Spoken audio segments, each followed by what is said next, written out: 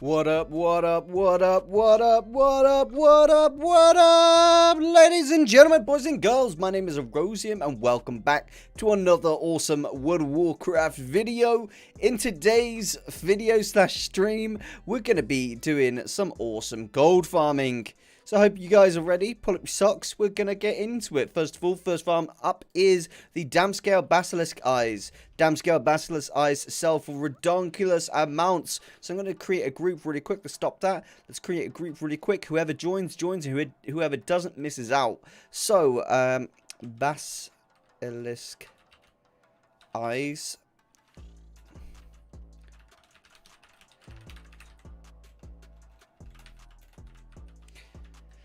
Cool. Basilisk Eyes, Erosium Livestream, YouTube. This group, if anyone wants to come, they can come along. Let's stick that up as well.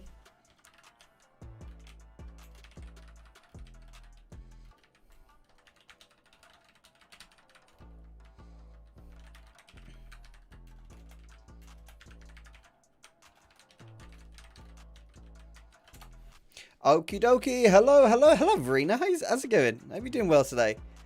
Ha ha ha ha. There we go. Right. The looking for group is up. Basilisk Eyes Gold Farm. Anyone that wants to come along, you're more than welcome, guys. We're going to be doing this for 1 hour and 1 hour only. Then we're going to be moving on to another farm. I think we'll probably do a mount farm as our second farm for today. But we're going to stick. We're going to start with the Damscale Basilisk Eyes just to get us started. You know. Does this actually sell for that price? No, it doesn't. That's just inflated because of the region value. That's okay. It is what it is. It is what it... Maybe I should switch it to min buyout for this one. We'll find out. When we get our first Damscale Eye, we'll see how close it is to the value. If it is way too high, then I'll switch to you know, min buyout. And that way we get a bit of a better accurate reading on the value. Which is all good.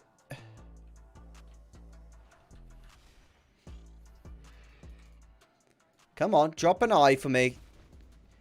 There we go, there's one. Okay, so Damscale Basilisk Eye. I'm in combat, so it says here, region market value average is 315 gold. On my realm, that's 40 gold. That's probably realistic at the second, but there's only 10 listed on the auction house. So, yeah, I'm going to keep that a region value, because I'm going to reset that bad boy up to where it should be. So, yeah, I'm happy with that. Alright guys, so we're literally farming these now. Super easy. You require these eyes to get reputation with the Shattrath factions, which allow you to basically unlock certain crafts, things like that. So certain crafters will like invest in it, like huge amounts of gold, just to get the reputations unlocked so that they can have like all the crafting recipes they want. Basically to sell things on the auction house and make quite a lot of gold. So they see it as an investment. They don't see it as like, you know, just a waste of gold. So when they buy, they typically buy 1,200 of these. So you realistically want to be farming quite a lot of them. Quite a lot of them indeed. So we're going to do at least 1 hour farming and see how we get on with 1 hour farming. See how many we can get in 1 hour. Hope everyone's doing well today. I'm doing pretty good. Pretty good. Today's video was obviously my my previous stream that I thought was really good, and I uploaded that, hoping that people would like it. I think for the most part, people liked it. It was a bit unfortunate. One person didn't think it was very good, but you can't please everyone, can you? You really can't. It's just the way of the world. The way of the world. Come on, Damscales. I'm coming to you. I'm coming to you. We're going to start with this, and then we'll either go for the Gold Domains farm, or we will go for the Dune Scavenger farm. It depends what people really want to do. I like Gold Domain because it's like a high-value mount, but it takes quite a while to sell. Dune Scavenger is pretty much the same. You know, I can go with that. Come and go. I come and go with it. Come and go. I'm due to buy some more WoW tokens. I've got 3 days to buy some WoW tokens, and I've made 4 WoW tokens worth this month, so I kind of need to invest that gold into the WoW tokens. I think I do kind of want to wait though, because I feel like having the gold on your characters is going to be really good, especially as we get to like 9.1/9.2, you know, I really think that there's going to be a gold sink added into the game at some point, which will have all of that stuff. And having a lot of gold available ready for that, I think is going to be so important. So I'm just trying to get myself a little bit prepared for it, you know. I don't want them to release a gold sink and then be like, oh, I've just invested all my gold into WoW tokens. That would be the worst feeling ever.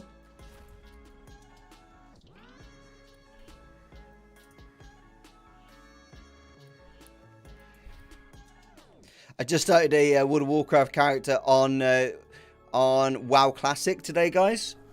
Which it's an interesting thing. I'm actually going to be recording a YouTube series on World of Warcraft Classic, and it's going to take me 24 hours of recording just to do one video.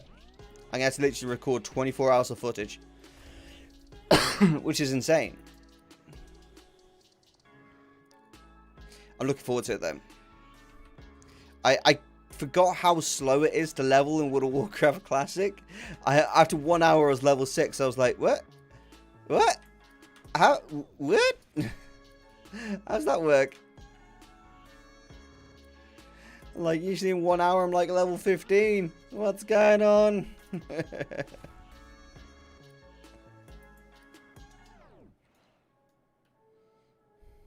Also, I died at level 2 because I pulled 2 mobs. 2 mobs. Level 2. I died. That's the thing that happened.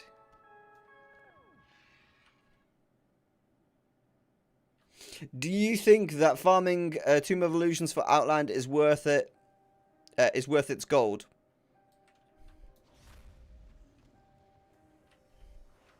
I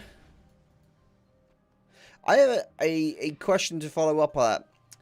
Are you farming the materials for it, or are you talking about farming to like learn that recipe? What is your question like? Talking about like assuming that you've already learned it and you're just on about farming the materials to craft it, or are you on about like farming the levels to basically learn it? Is it worth it in that regard? Just answer me that, and then I'll give you my thoughts.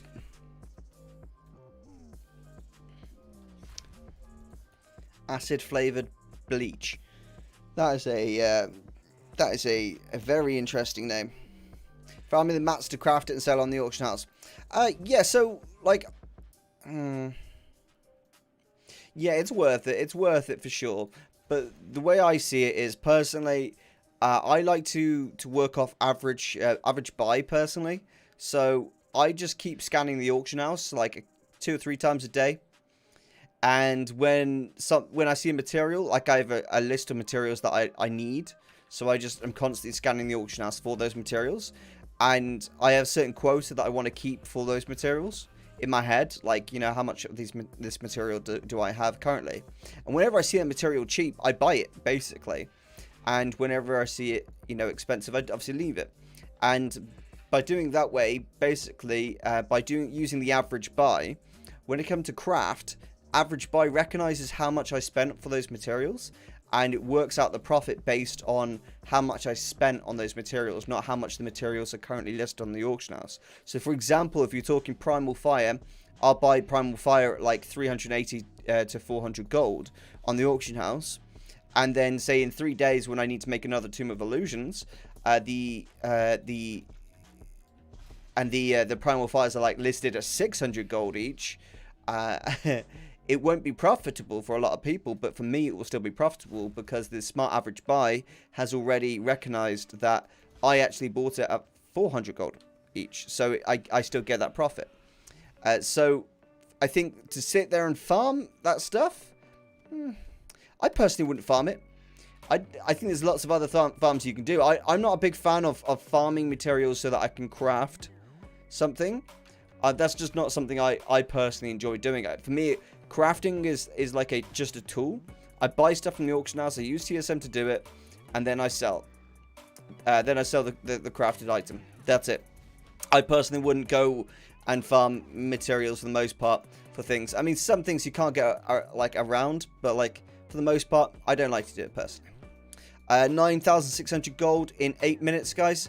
If anyone wants to join, the group is up there. You're welcome to join in. So yeah, when it comes to crafted items, I just prefer to handle it like that. Personally.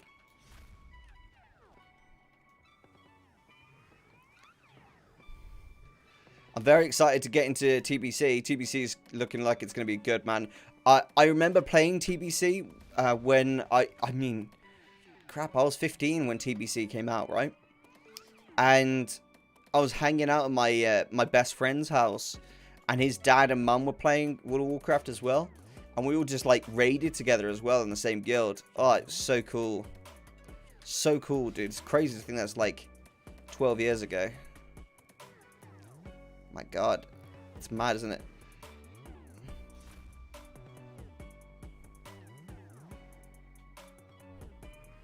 Might be when I was 16. I'm not really sure now. But either way, it was absolutely awesome. I loved raiding TBC. So I'm really excited to raid again in TBC. It's going to be so good. And the same for Lich King. Oh my gosh, dude. Lich King. Oh, I can't wait to work up to that. That's why I'm sticking with it. Those raids were really good.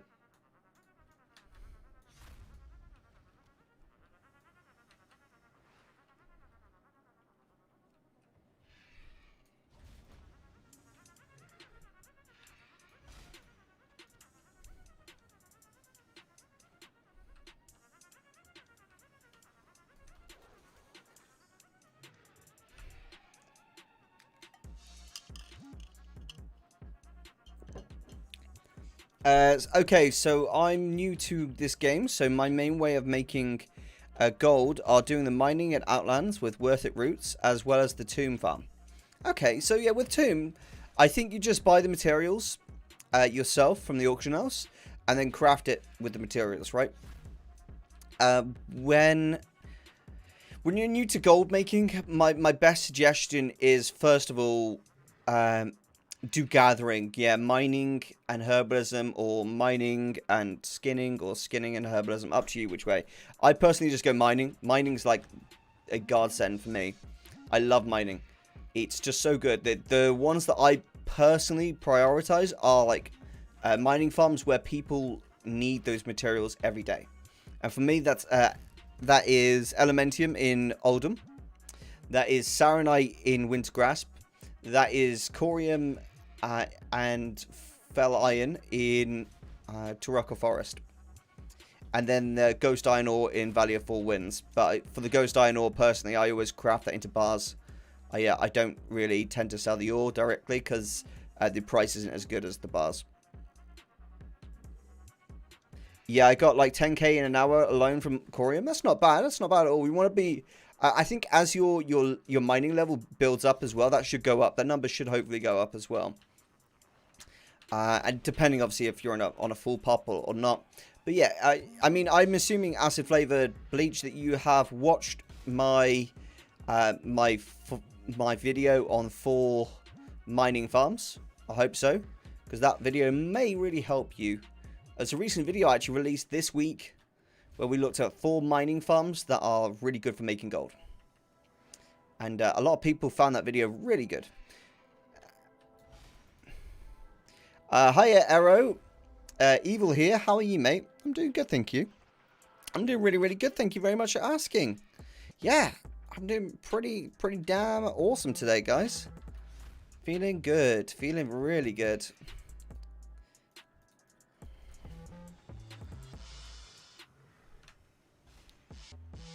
What about you guys? What have you been up to? I've been playing a little bit of classic World of Warcraft. I've started basically recording a video on classic World of Warcraft, and I think when it comes to classic WoW, it's not like retail WoW where you can just like pop the camera on and record a quick and easy video and just talk about the value and stuff. I think it just needs more effort. So I decided I'm just gonna like record one video on classic. If I'm gonna do it properly. So I'm doing 24 hours of recording for a 30-minute video. Hopefully a 30-minute video. We'll see if it's 30 minutes. It might be longer. But it's gonna be pretty good. It's gonna be pretty good.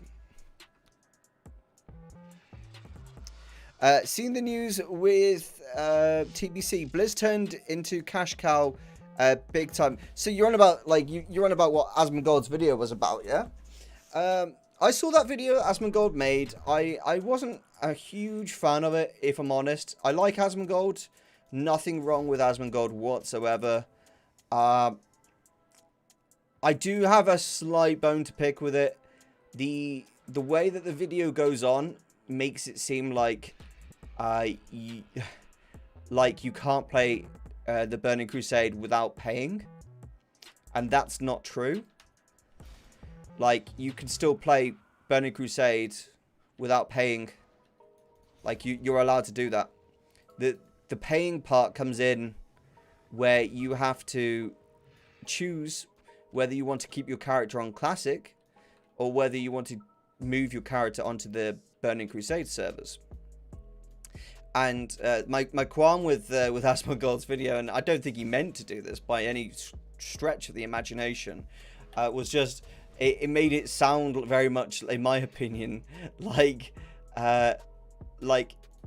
you know, you couldn't play TBC without paying, and that was £35 for a character copy, though. That's not the case, my friend. So yeah, okay, it's £35 for a character copy. That's if you want it on both.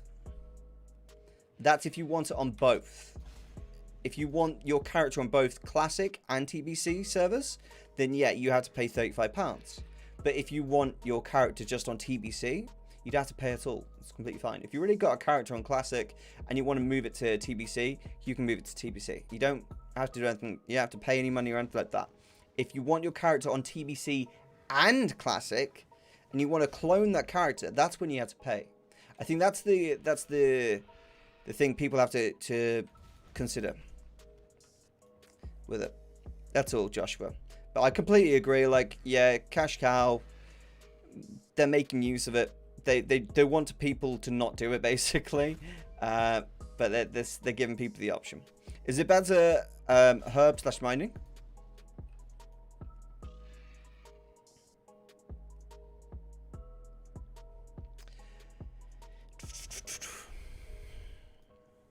And the digital edition is bonkers. I agree.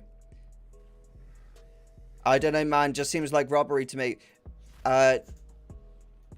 I don't want to argue with you, my friend, but basically the issue Blizzard's got, right, is they've got certain amounts of server space that they have got, right, available to them. And if they just allow everyone to copy their characters across, if they just allow everyone to copy the characters across, they're doubling the amount of server space that every single account has, basically. And thus they're exponentially increasing the cost of TBC to Blizzard with no, like, incentive to them. So it's kind of like, but I think the main thing is it's been marketed like by a lot of like streamers. Like, obviously in Asmongold's video, he mentioned that he didn't mention it. He made it sound like, you know, you couldn't play TBC without getting that character clone, and that's not the case at all. You can play TBC without the character clone. It's just a simply matter of you have to choose between Classic and TBC. I'm not being funny, guys, but once you play TBC for like 6 months, the majority of people are going to quit and come back to retail. None of them are going to be like, oh, I played TBC for 6 months now, I'm going to go back to Classic. I'm sorry, I just don't think the majority are going to do that. So I think the majority of people aren't going to bother with the cloning anyway, so they aren't going to be fussed, because they can just play the character they want to play. And it even says on Classic World of Warcraft, if you want to go do it, just open up Classic World of Warcraft, create a character, and it comes up with the information that says, when TBC comes out, you can choose to play on either Classic permanently or TBC permanently, and that's all it is. You know, if you want to play on both, then Blizzard are saying, well, listen, you're gonna have to pay for a character boost, because that's basically what the character cloning is. You're boosting a character on the one that you don't play on. So I understand it. I think $35 is a bit, takes the piss a bit. but I do understand like why they're doing it. And I think people are a lot more outraged and annoyed by it because it's being marketed as you can't play TBC without paying. Like, I'm going to play TBC without paying a single penny of my money. Like, I know that because I've read it today when I was playing Classic. It says on the information screen as you're logging into your character. Is it better to herb or mining? Mining is better, in my opinion. Herbs, you get a lot more herbs when you're herbing, but they're always lower value than the ore. I personally prefer mining because it's used in a lot more mounts and therefore retains its value for the majority of it. Herbalism is really good in Shadowlands. Hey man, every time I see a good gold farming method, I get hyped, and then I see it's mostly, if not all, for druids. Then I feel disappointed. I got Pala and Shaman. Yeah, man. I don't know what to tell you. You have to, I used to feel the same because I'm a rogue main, not a druid main, right? So I know how you feel. I completely understand. What you just have to, like, obviously appreciate is certain classes have the ability to obviously switch into mount form super easily, like that, like flying and stuff like that, and certain classes don't. So you just have to accept it and kind of be like, okay, gotta do what I gotta do, you know? That's what it comes down to. That's why I started a druid myself. Your best bet is to not get too upset by it and just create a druid just for farming. I don't play this character at all apart from farming. When I want to do content, real content, I do it on my rogue every single time because my rogue is my boy. My boy! You know what I mean, brother? So I totally see what you're saying, bro. The only farm that doesn't require a druid is a rogue only farm for pickpocketing. Both are good. Yeah, I don't know, man. Just seems like robbery to me. I agree. I think it's robbery to a point because 35 quid is obviously takes the piss. It should be more like, in my opinion, like 15 to 20 pounds personally to character clone, because it's like a boost, but it's not really. It's more of just you're cloning something you've already put a lot of work into.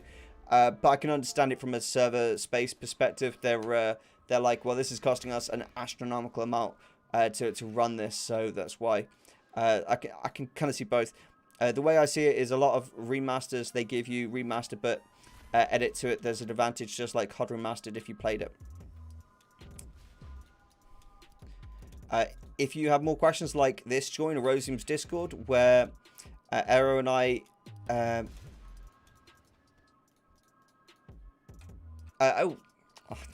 where Aero, I, and other people can help you. Sorry, I'm completely misread that.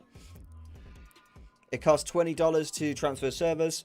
I guess I could just level up Druid to level 50 or so. Don't really have to be max Druid for old level content. Exactly, my friend. By the way, anyone who wants to join in, you're more than welcome. I'm currently farming Basilisk Eyes, and they aren't green items, they're white items. But basically, when people like need to buy these, they need to buy like 1,200 of these at once. And guess what, guys? These Basilisk Eyes are worth like 315 gold, region market value.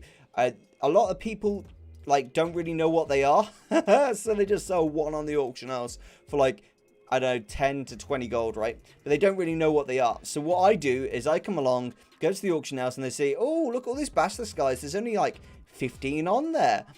No worries. And then I just buy out literally all the Basilisk guys, and I repost them for around 200 to 250 gold.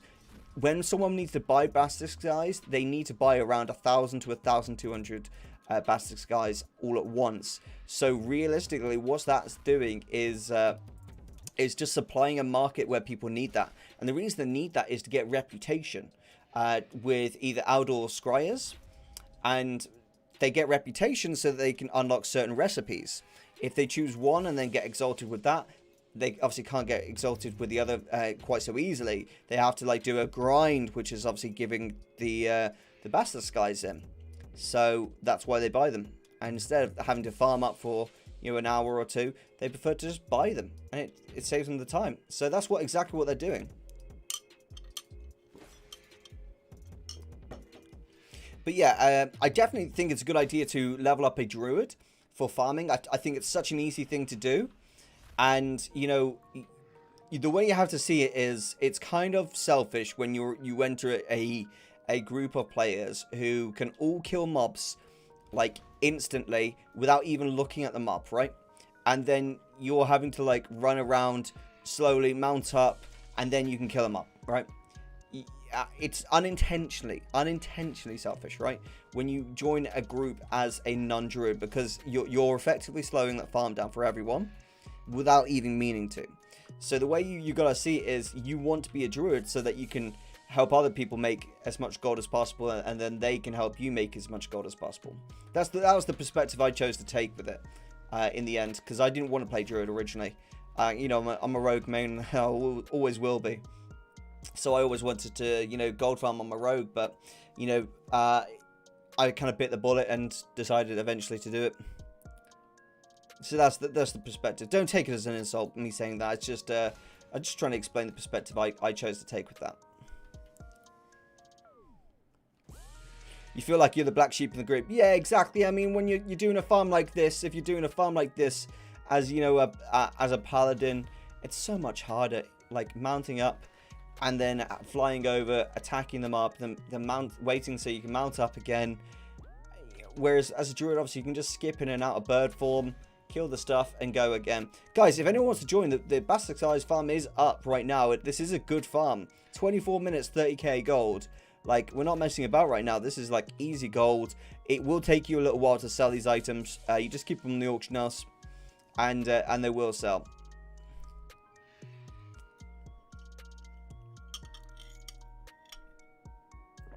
This is like a... this is a really, like, forgotten farm a lot of people don't do anymore, because they just don't understand the value of this. Like, if you're selling 1,000 eyes at 300 gold each, you've made more than a WoW token.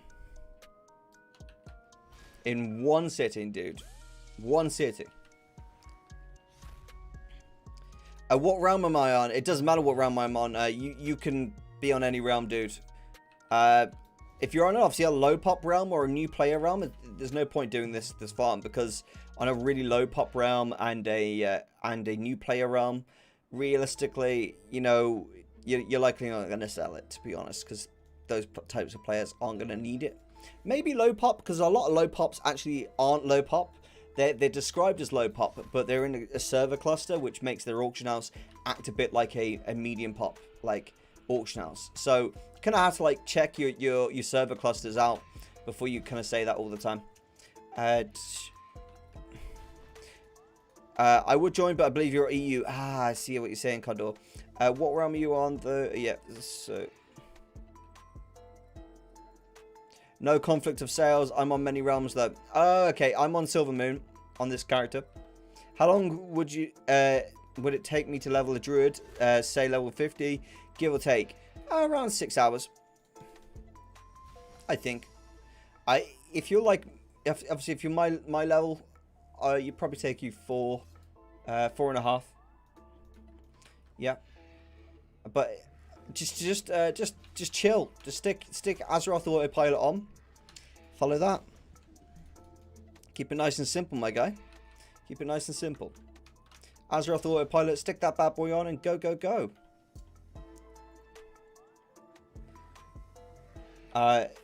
You can just spam dungeons to level up. Inside dungeons, you have quests. Yeah, I mean, dungeons are pretty fast. It's not nearly as fast as it used to be. When they did the level squish, you know, questing became faster than dungeoning. But for the most part, yeah. I mean, you just do what works for you, really. I found dungeons, like, fast at certain points and slow at other points. So, personally, I just stick to questing, and I fly through it, personally. Especially with it being, you know, isn't it still Dark Moon Fair? Yeah, it's Dark Moon Fair till tomorrow, so, I mean, you've got a 10% XP buff there.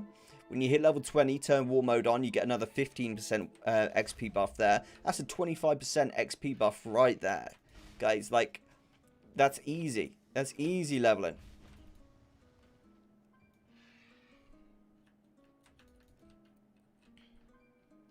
Easy leveling. Yeah, I used to level up by dungeons, but I found it was a little bit slower than using the questing methods. I kind of realized that when I was watching a few of the best speedrunners in the world doing it, and they basically always quest. Always quest. I was like, okay, this is probably why.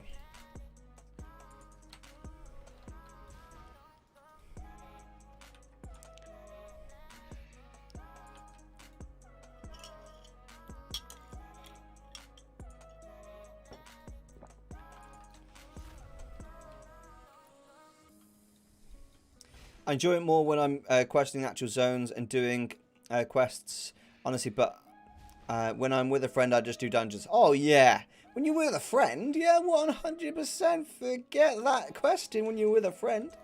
Just go do some dungeons. It's cracking. It's good fun, man. It's always good fun with friends. Yeah, when you're playing with friends, you're not really, like, just trying to go as fast as possible. Like, you're there to have fun. That's all it's about, you know?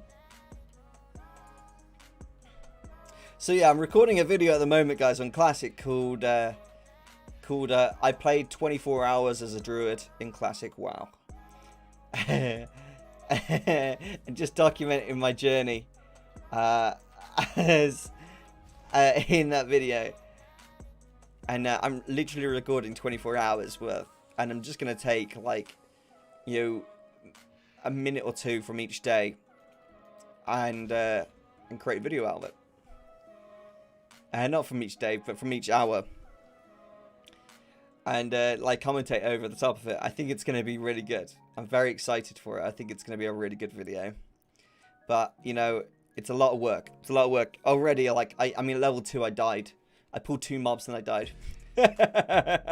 Classic WoW is no joke, dude.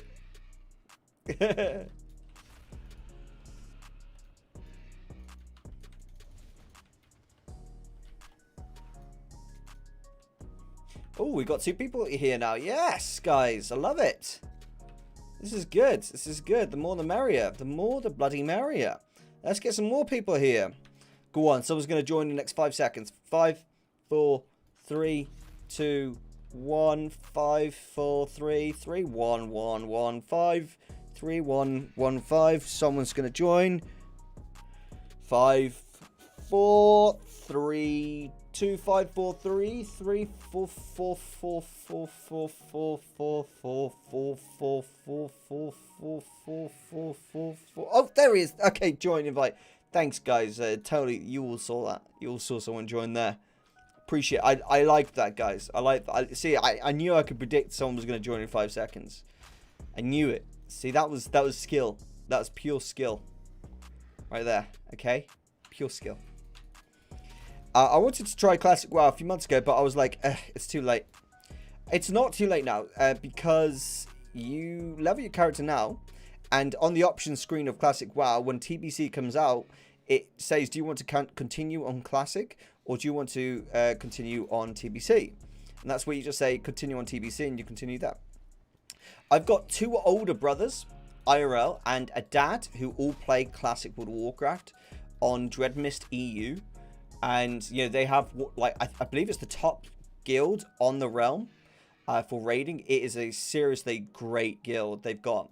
So I joined, and my brother's the guild master, you know. So it's a family-run guild. So I've joined them, and I'm preparing for TBC raiding and stuff. So it's gonna be good. I'm very excited for it. You know, I'm gonna be a beast. I'm gonna be a beast, guys, a beast. But yeah, anyone that wants to join along with us, you're welcome. Just bear in mind that I can't, you know, vouch for you and in like the raid team. You gotta like earn it. You gotta earn everything. Like I've got to earn my way in the raid team. It's very serious when it comes to Classic WoW. It's a higher skill cap with a lot of this stuff. It requires more effort. You gotta get in on your merit alone. New music playlist today, guys. New music playlist today. We're trying it. How long does it take to get a Classic to level 60 with a Hunter? It takes quite a while. It does take quite a while. I'd say it'll take you a good 18 hours to 3 days. I'd say, yeah, between 18 hours and 3 days. There's a disparity, obviously, between, you know, if you're good and if you're, you know, if you're slow. If you are interested at all in coming along, hit me up in a DM on Discord. Like, DM me on Discord. and I'll send you a leveling add-on that will help you a bit with leveling. Yeah.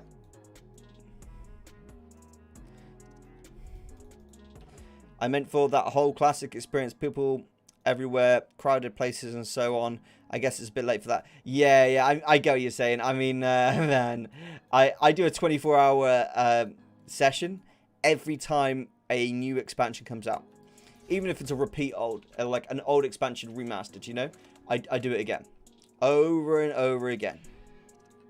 Okay, we got a Horde here. God damn it. So yeah, I love it. I love it. I was there, man, when I went out, when the thing came off. There's so many people there on Dread Mist, dude. Oh my god, there was so many people playing. We were fighting for mobs. Everyone was like, screw you! And like, people were queuing up to kill mobs. Like quest mobs, like, you know, bosses. Oh man, people were queuing. It was hilarious. And my brothers and myself were like shooting ahead. Because obviously, you know, we knew where everything is. So we just like shot ahead because we played, you know, the original vanilla. So we remembered everything still from that, and we just shot ahead and we got ahead of the pack. And the second you get ahead of the pack, everyone's got to like follow you, and that it was just so awesome. It was really, really fun. Oh man, I stayed up for like I think 2 days doing that. I think I had to have like a 2-hour nap. I think it was I had a 2-hour nap at like 11 the next day, and got up and carried on. It was freaking awesome. I can't wait for TBC. It's going to be seriously awesome, dude. Like, I don't even know if I'm going to record it. Like, this is the thing, is like, when it comes to like classic and stuff, sometimes you don't have to record everything you do. But for me, I just like, I like the game. I don't just play this game so I can record videos for you guys. I actually really enjoy World of Warcraft. It's an awesome game. You know, so I you know, for me, sometimes I just want to enjoy it. I think I will probably record the launch, more than likely.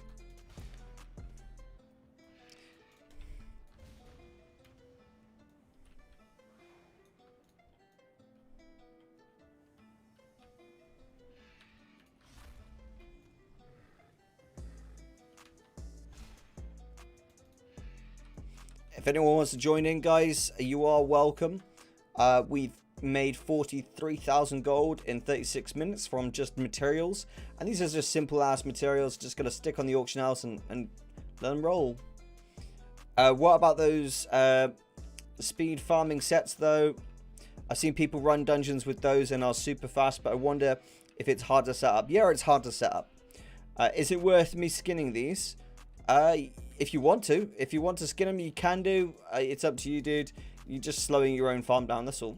Just gotta consider that. It is what it is. I don't care if anyone wants to skin this. You're welcome to come along. But if you're just like skinning and you're not actually helping with the killing, like, you know, at least to be helpful as well. Yeah, if you see a mob, kill it as well. Don't just skin. That's the main thing. Teamwork makes the dream work, guys. That's what they say, isn't it? So come along, do some skinning if you want. By all means. Just if mob spawns in front of you, kill it.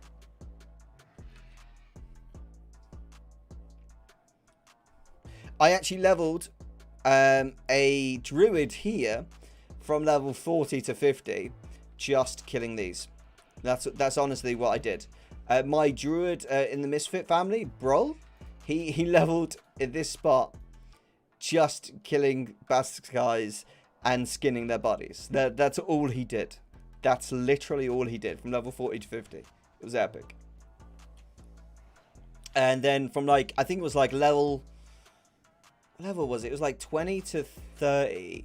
Oh no, it might have been 20 to 35. I did the Warbear leather one.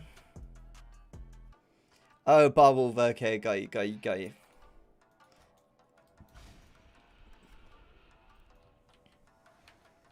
I mean, it's extra gold, why not? Right?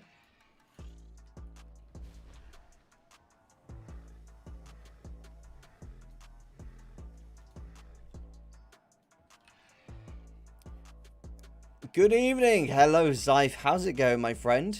It's good to see you. Good to see you today, good sir. Good to see you indeed.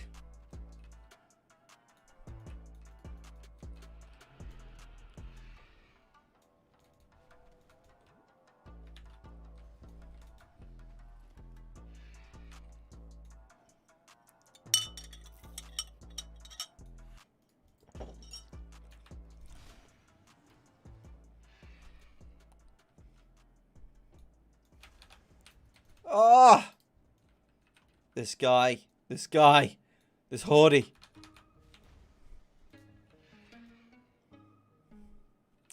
So, I don't know whether you guys would prefer to do Golden Mains or whether you guys would prefer to do Dune Scavenger as the next farm in 20 minutes.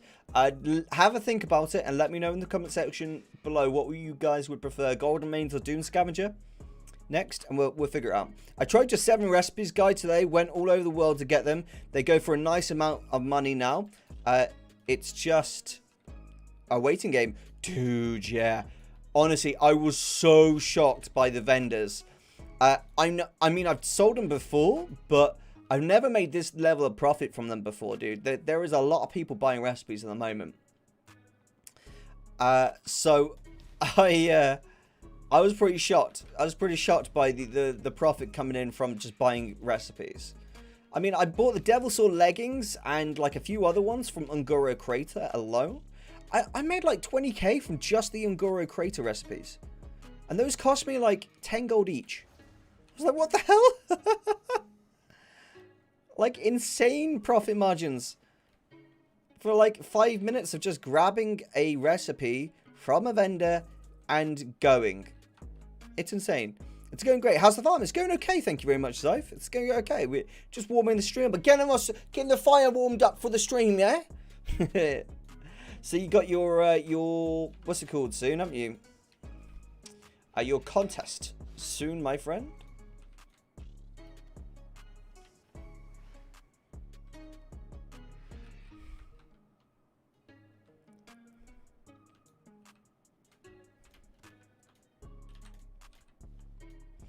Come on now. Zyfe, do you ever play Classic World of Warcraft at all, my friend?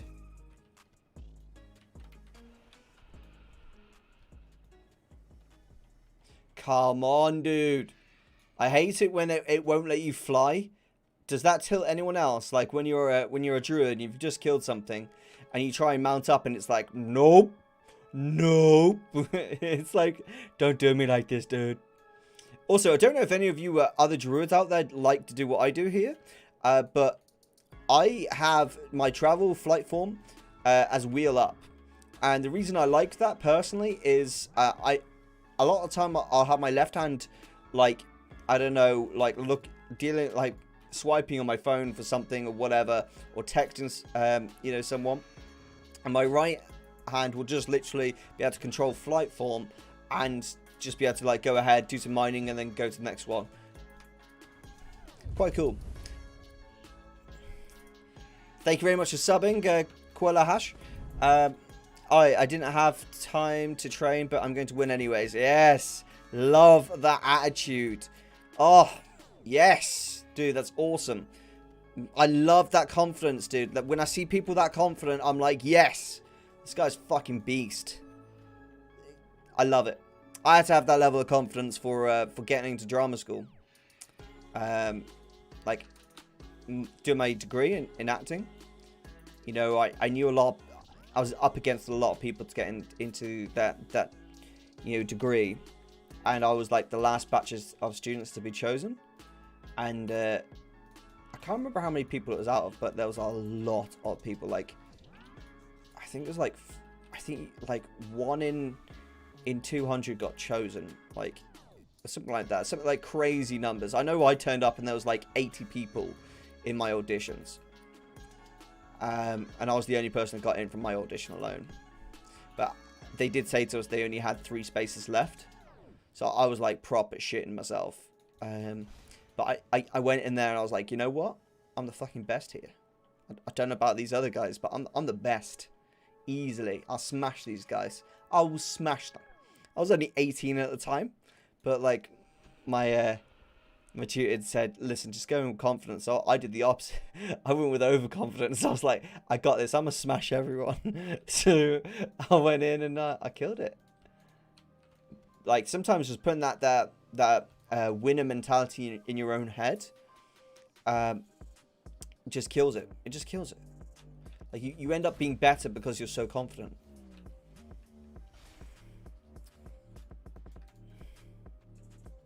Yeah, I played on release to like level 40, got myself a mount. Hey, nice. That's awesome. I played to level 60, and I did a little bit at level 60, but I just I lost the will, I think. I didn't really have a guild at the time, but yeah, I'm playing classic again now on my recording a video on there. It's going really well so far.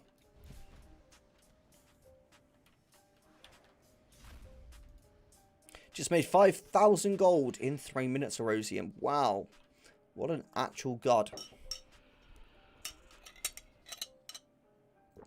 I like it. I like it. Keep it up, dude. Keep up the good work. Hi, bro. How are you today? I am absolutely fan-dabby, double-dozy, extra cozy, amazingly floozy, goozy good. Okay? That's how I am. 52k gold in 44 minutes is great. Damn. It will take me a lot of time to sell this stuff. Just bear that in mind.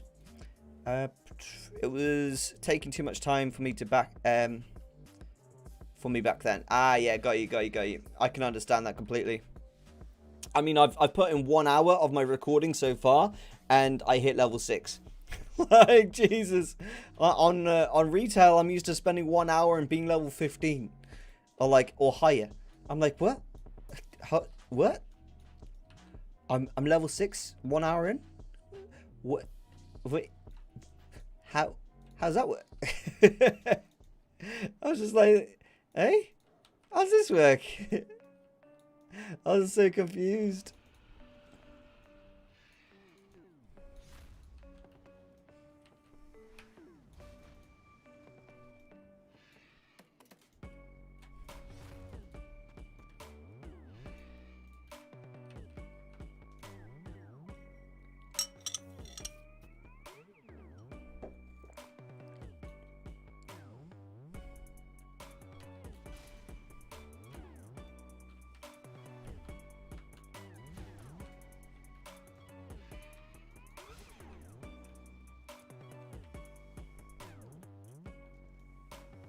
Oh my god. Let me mount up, please, for goodness sake. On retail, I'm used to using level 50 boost kappa. I like it. I like it.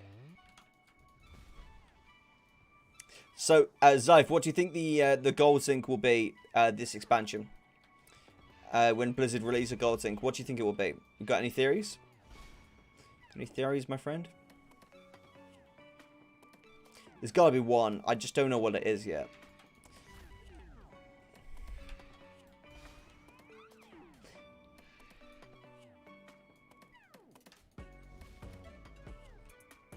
I've considered if it's like a personal bank. That's something I've considered. Is a personal bank mount. You know, that you can access your personal bank by just mounting up. That's something, you know, I've considered, oh, is that something they might do? You know, they might do another auction house mount. I doubt it, but they might. There was like a bunch of stuff that they could do.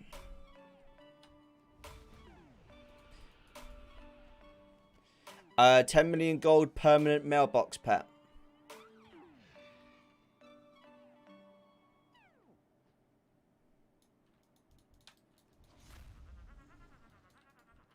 Maybe.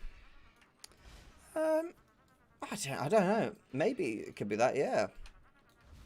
I wish I knew someone that worked at Blizzard and I could be like, yo, so, talk to me. Tell me what the gold thing's going to be. Tell me what it's going to be and how much it's going to cost. Tell me what it's going to be and how much it's going to cost.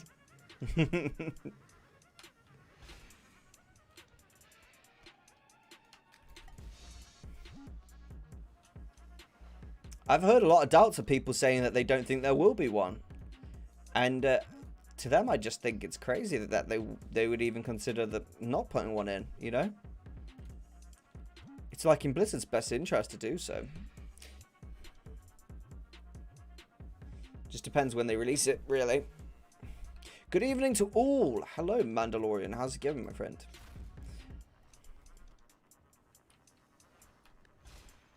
Speaking of Mandalorian, I wonder when the next season's coming out. It was such a... Oh, goddamn, I love Mandalorian.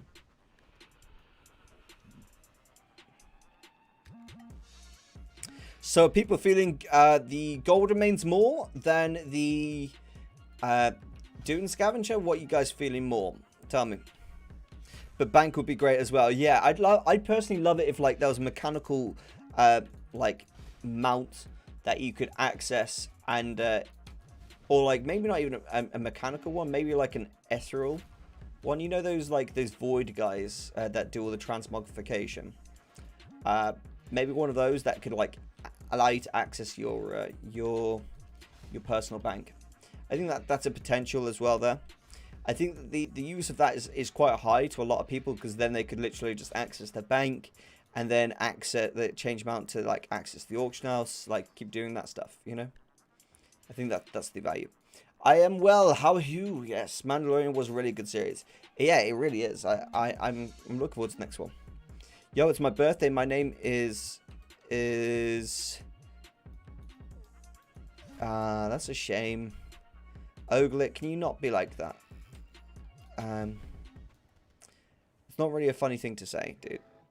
To be honest, I'm gonna be real with you. I'm gonna be real with you. Can you not say stuff like that? I'm only gonna ask you once. When's Paladin night? Hee hee. I've been considering actually leveling a new Paladin. I did my last Paladin through Island Expeditions only. Can you do a passive Garrison Gold video? I do a lot of passive Garrison Gold videos, my friend. I've got a lot of videos already on it, and nothing's changed with that like way of making gold. You know, it's still the same. My only thing I can say to you is I do have a video coming soon, which covers that. I will show you on Notion. Let's just get this up first. This is the video. 5 ways to make Garrison Gold. Blah, blah, blah, blah. This is a video that is coming next week. It's in a planning stage at the moment. Yeah, Oglet, I have seen you in my channel before. So I do happen to know that you're usually a sound person. And I know you're probably just trying to be like funny. But I really didn't think that's appropriate to the channel. Gaming Hero is all about, you know, being positive, the best version of yourself, and supportive to fellow gaming heroes. So let's try and keep to that, please, my friend. Zyph, with Erosium, will you teach me someday how to set up Garrison? Of course, will. It's really really easy to set it up. The difficulty is getting your followers. Their followers, you know, you can only get like one new follower for extreme scavenging once a week. So you're best off getting built to that point where you can start getting that follower once a week, because you know it's going to take you like a lot of weeks to fill out your garrison with all the followers that you're going to want. That's the thing. You only have to log in once a week just to get that follower. So if you do that, even if you're not making gold with it right away, if you don't care about making gold with it right away, it's just good to do that. Zyph, Erosium, I need infinite bag space. I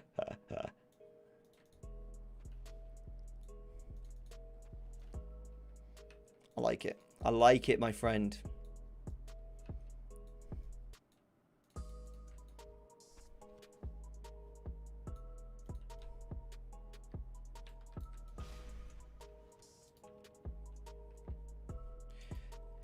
Guys, I don't respond to I don't respond to whispers when I'm streaming.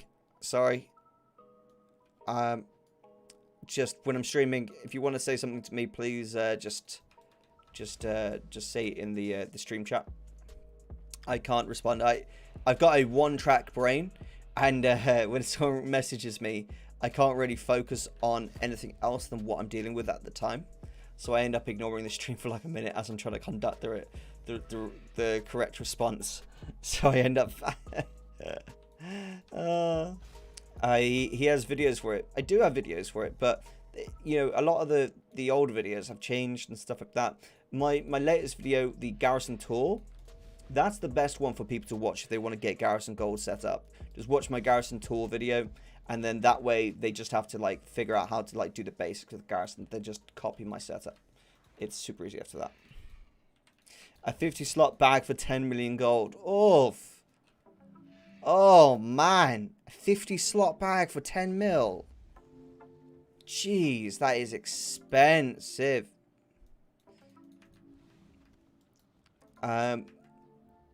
What I could do is, if people whisper me in future, what I could do is just like reply to them, but through voice. It's just difficult because like they might not want me to like talk out loud what they're saying. It's just I'm sorry guys. I don't mind anyone reaching out to me when I'm not streaming on whispers. It's just I genuinely become so rude to people when I'm doing stuff. Like my fiance freaks out at me because, you know, sometimes she'll be talking to me and I'll be doing something and she's like, "Do you hear what I said?" I'm like, "Sorry, I didn't hear a fucking thing." Like, I'm so focused on what I'm saying, like, and what I'm doing, that I just can't do the multi-focus. It's just it's not a skill that Arrow has.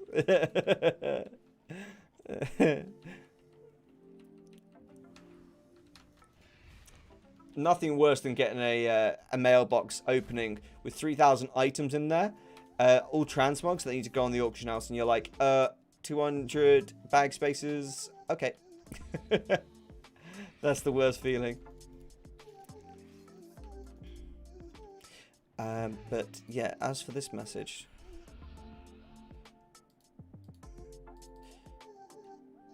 yes, I think that will sell. I do.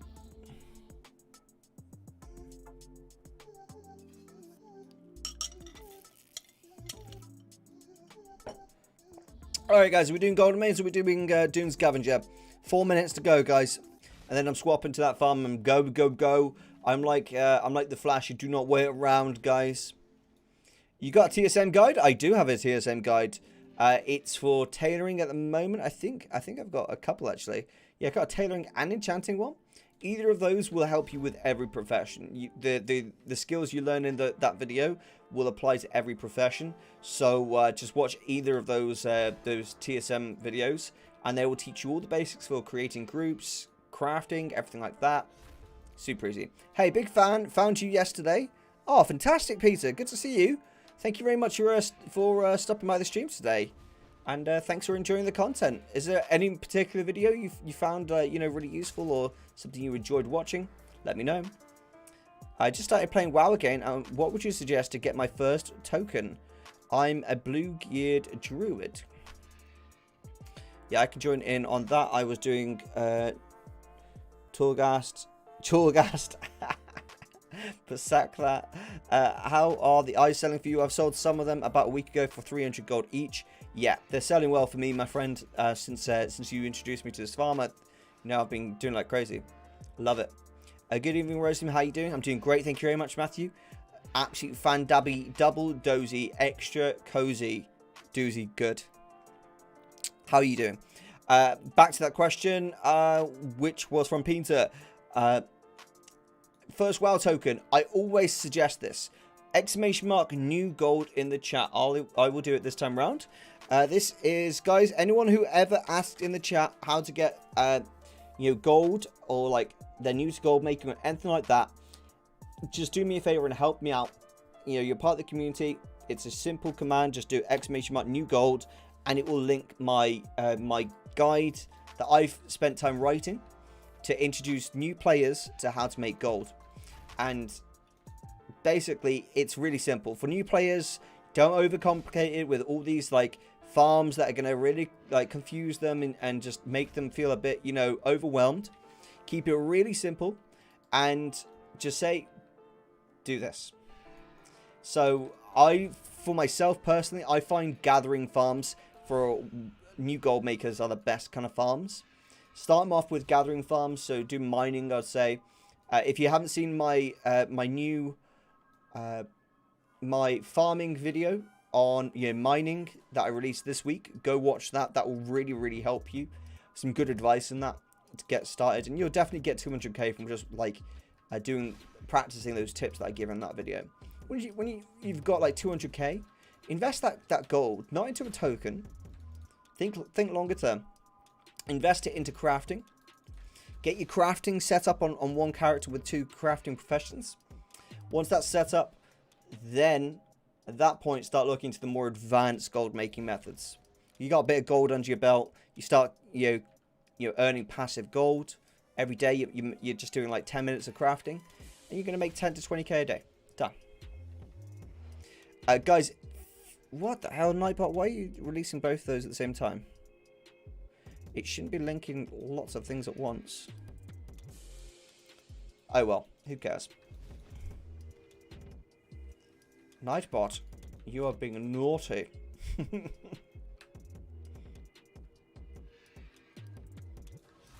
Oh, we finished 1 hour in. Hey, Lion Man, it's good to see you, dude. All right, here we go. We are gonna do what we're gonna do. Golden Mains Reigns. The one Hearth of Fear is really simple. Hold on.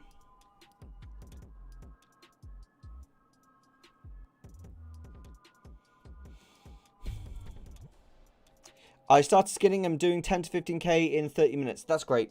Stick with that. Sounds like you got a plan already. That's great. Just keep it really simple. Like for new gold makers, they have to like have it really simple because the issue is when you start. I've got people in their Discord who will start talking about all these like different gold making methods for someone who's just said I'm new to gold making, and they don't understand the majority of what you're talking about because that is. You have to like do these things in steps and like gain certain experience before you start to approach certain things. And it's much easier if you keep it, you break it down for people. Just be straight up with them. This is the case. This is how you do this. Rather than overcomplicate. Okay, Golden Mains Reigns. Here we come. Alright, let's get a group created.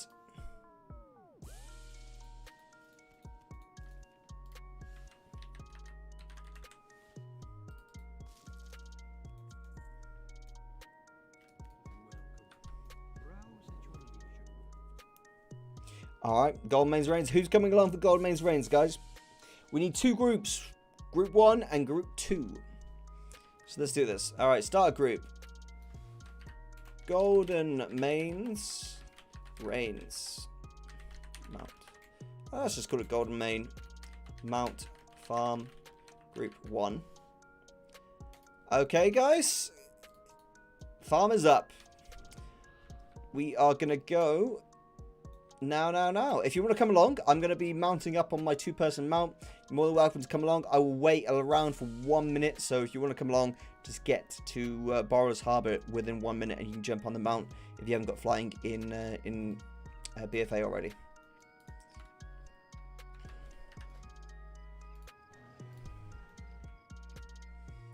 Okay, we need 1 more person. Did you ever sell Golden Mains Reigns you got a few weeks ago? Yeah, I sold it within 48 hours. I was really surprised an easy farm like this gives us as much gold. Yeah, it's crazy, isn't it? The one in Hearth of Fear is really simple, easy track your progress. Which one is that? Hold on. It might be called something else.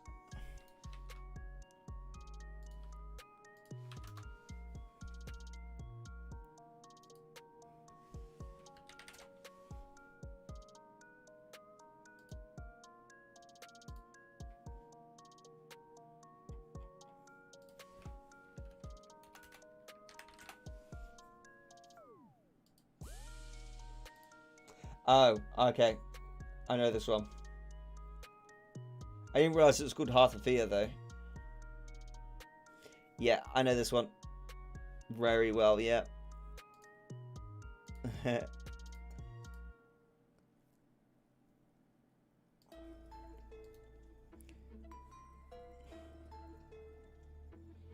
Seems like you're losing internet. Oh dear. Oh dear, it's never good, is it?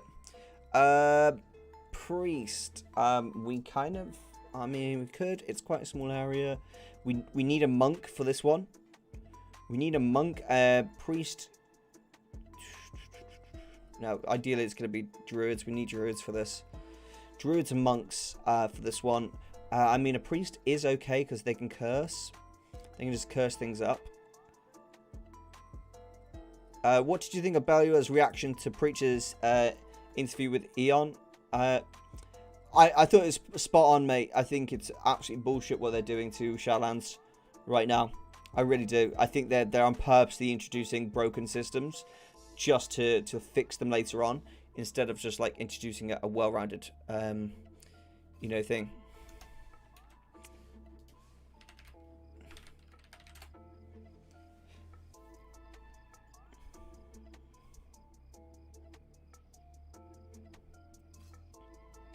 I really think it's stupid how they're developing the game. Alright, I'm going to invite this druid just because we need druids and monks. I'm going to create the group 2 in a second, Kalace. So stick around and you can come along for that one. I'm just going to get group 1 set up first. And then when I'll leave and create group 2. Okay? So Kalace, you're coming to group 2 in a second when I create that group up. So we're going to get a monk in here. We can only have 4 people per group. And then I'll put 1 more person in this group. Then I'll leave and get someone else to join him.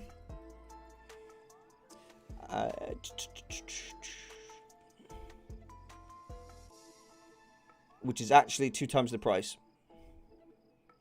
I've never seen Belua get mad like he was in the video. That's because, like, it's just scummy what... I hate using that word.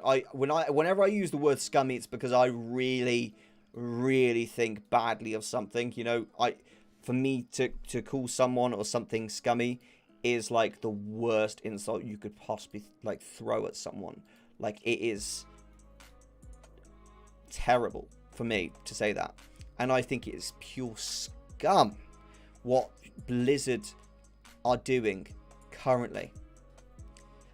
Stick around, Hunter. I'll invite you to the group 2 in a second. With how they're developing the games, where they put in these new systems, they spend, you know, months developing these systems, and then the next patch, these systems are basically, they spend the whole next 6 to 9 months fixing these systems that they've introduced, and then 3 months later they get rid of the system. It's just a complete waste of time that they're doing. They're intentionally messing things up, intentionally, because and we're spending money on this. It just frustrates me when they do that. It's just proper bad. What are your thoughts about TBC? TBC is great. I think a lot of people are misunderstood. I think Asmongold's video didn't really help because he made it seem like, you know, you couldn't play TBC without spending money. You don't have to spend a single dime to play TBC. Okay, guys? Yeah, so spend a single dime to play TBC. You only have to pay if you want to play Classic and TBC, because there's going to be separate servers. So when you've got a character on Classic, you get an option. Do you want, when TBC comes out, you're going to get this option. And it says this option already. It's just saying it right now in preparation. You get an option. Do you want to play TBC or do you want to play Classic? And you choose which one. And I'm going to say TBC. So my rogue will then be a TBC rogue. If I say Classic, then that rogue will be permanently a Classic rogue. If I want that rogue to be on both Classic and TBC, I've got to pay for that. That's what, you know, that's what the situation is. So a lot of people are getting confused because, you know, you got people like talking about this and they get confused because they think they're going to have to pay for TBC. You don't have to pay for TBC. There's no paying for it at all. I'm just putting it out there. You only have to pay if you want to have a character on both realms, on both Classic and Burning Crusade. All right, guys. All right, let's let everyone get here, and then I'll add one more person to the group, and then I will leave group and join to make a group 2. Okay, guys, that's the plan. I'm gonna need to make Arantis. Oh no, not Arantis. How do I say this name? As in Nuki. I don't know how to say your name. Sorry, dude. Next time, get a better name. Jokes. Jokes. I'm gonna have to make you the leader in a second because you're a Silver Moon, and we need Silver Moon because we're on the same shard. So if I make group 2, basically. And what are we farming currently? Golden Mains in a second. We're gonna start farming Golden Mains. I love this bird form, by the way. You've got it's so cool. Okay, the monk is here, guys. One more person can join, and then I'm gonna start group 2. Basically, guys. So let's do it. Let's have good fun. Anyone can join. Anyone, if you're ranged, you can join group now, and then I'm going to create group 2, and we're going to have to get 3 more people for that. So if you want a mount that's worth 300,000 gold, join the group right now. Let's get farming, guys. Let's get farming. It's proper easy.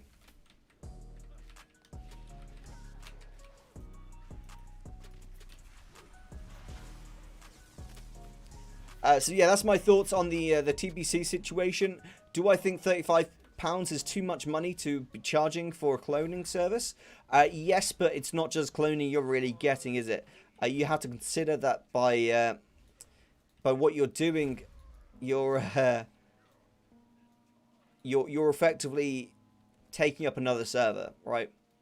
A bit more server space. So Blizzard's getting people to pay because you know they are going to have to incur the cost of running those servers. Hey Erosium, why are you farming Golden Main on your realm? It's worth 100k. My is 600k, and I don't know if it's worth spending that much time for 150k. I'm not going to spend that much time for 150k. If it's 150k on my realm, do you know what I do? I buy that mofo and I resell it because it's easy. You know, it's not like people can just come and do an hour and get Golden Main's range. They've got to put a few hours in, so it's easy. You just buy one and you resell it, and if someone posts another one, you buy that one too. The gold farmers, guys, they're flips. This is what you're gonna do. It's no biggie.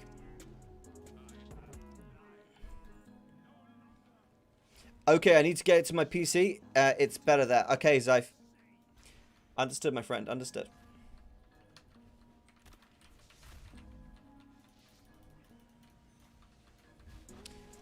All right, guys. If anyone wants to join in, join the group, and you are welcome. I will leave group in a second and create group 2. I don't want to leave this group until we got it full though, so come and join, guys. We're gonna get a mount.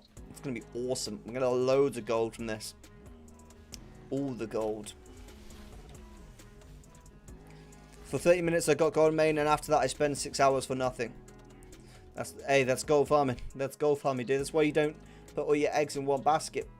You know, the master gold farmers are gold farmers who will do multiple gold farmings in different markets, and they know to do that because it's more reliable to diversify your assets, your time. Okay, oh, that's a warrior. Warrior is a no bueno. It's not ranged. That's too difficult to do, dude. I can't do it with a warrior. We can't do melee. This is not a melee farm. This is a ranged farm. Sorry. You need to be ranged for this farm. Sorry, dude. I can't accept you. Need to be ranged. When you were reading it, I got DC'd. That's quite funny.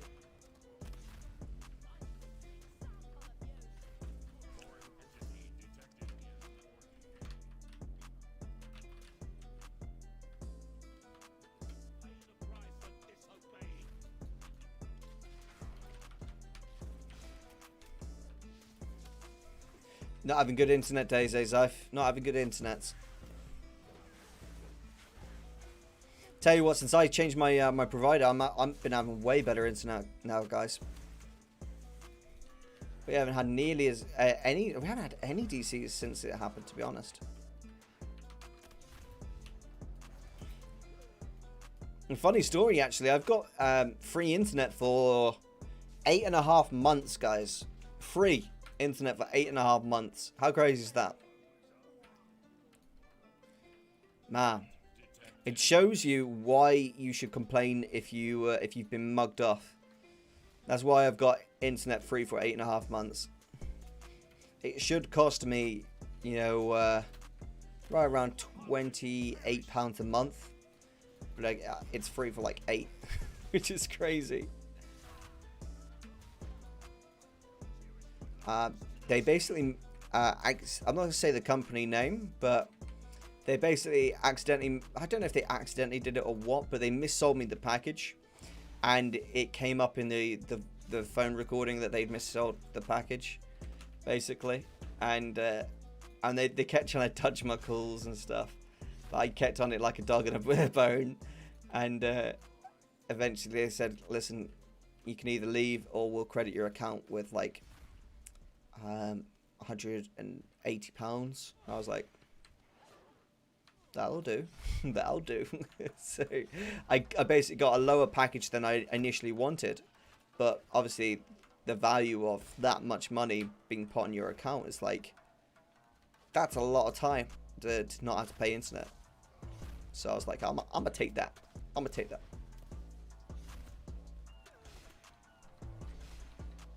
I was livid though when the engineer turned up and was just like installing it, and he was telling me how much the speeds I'm getting. I was like, what? I'm not getting them speeds, dude. I'm getting way higher. And they were like, you're not. I was like, what?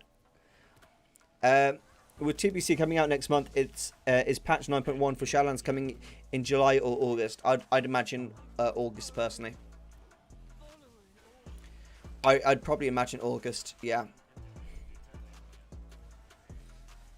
I'm on 500 meg. Nice, nice. See, I was initially gonna have a 100 megabyte upload and download, because download, I don't care about download. You know, 10 megabyte download would do me fine. It's the upload that I need, you know. And the issue was they sold me it as 100 megabyte upload and download, and it turned out it wasn't that. It was 100 megabyte download and 20, or how much was it? Yeah, 20 upload. And like I specifically had said in the call, I work on the internet, I need the upload to say if it's 100 meg, I want to make sure it says 100 meg. Like, yeah. And they kept saying it. Kept saying, yeah, it is. I was like, all right then. Don't know, it wasn't. With TPC coming out next month. Yeah, got you. Yeah, I imagine August, personally. Yeah, they won't get the patches together. There's no way. People are gonna want to be playing one or the other. And yeah, I think that they'll basically release the TBC at least 2 months before the 9.1 comes out. At least 2 months.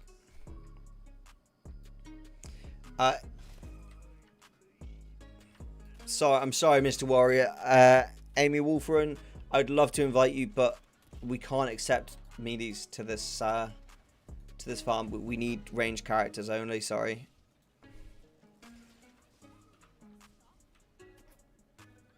I mean, 9 months for the first patch. Yeah, exactly.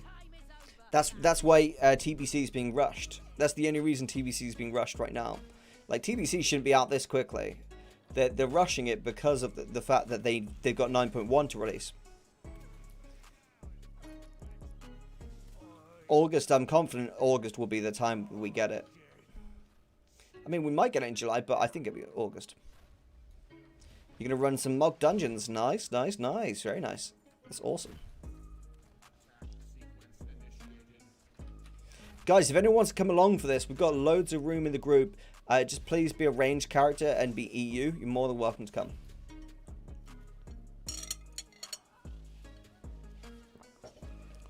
Oh yeah, I mean I thought the patch would be a lot quicker. I really thought the patch would be a lot quicker than it is. I really did think it'd be a lot quicker than it is right now.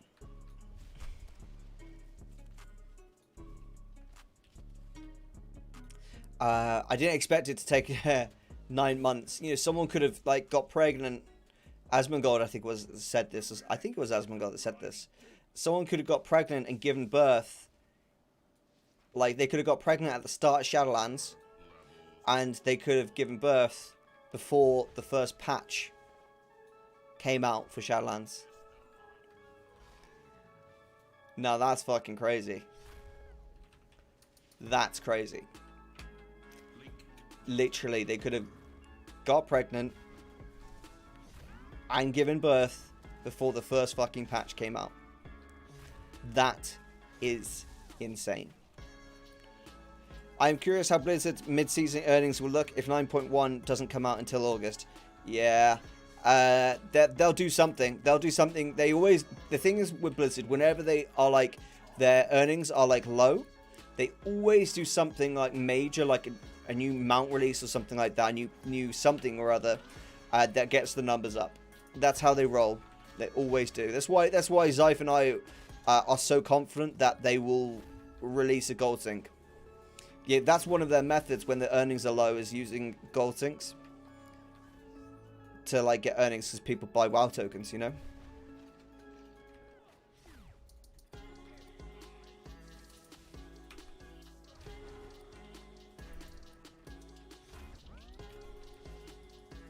So you thought Asmongold was a little dramatic with his reaction to TBC news? Yes. Yeah, I did. I feel like, I don't know if it was showmanship or what it was, but I certainly felt like that I watched that video, and the way that he kind of like reacted to the news and stuff, I thought that he was saying that you had to pay to play TBC. And so I called my dad up and I was like, Dad, do you know you had to pay to play the Burning Crusade?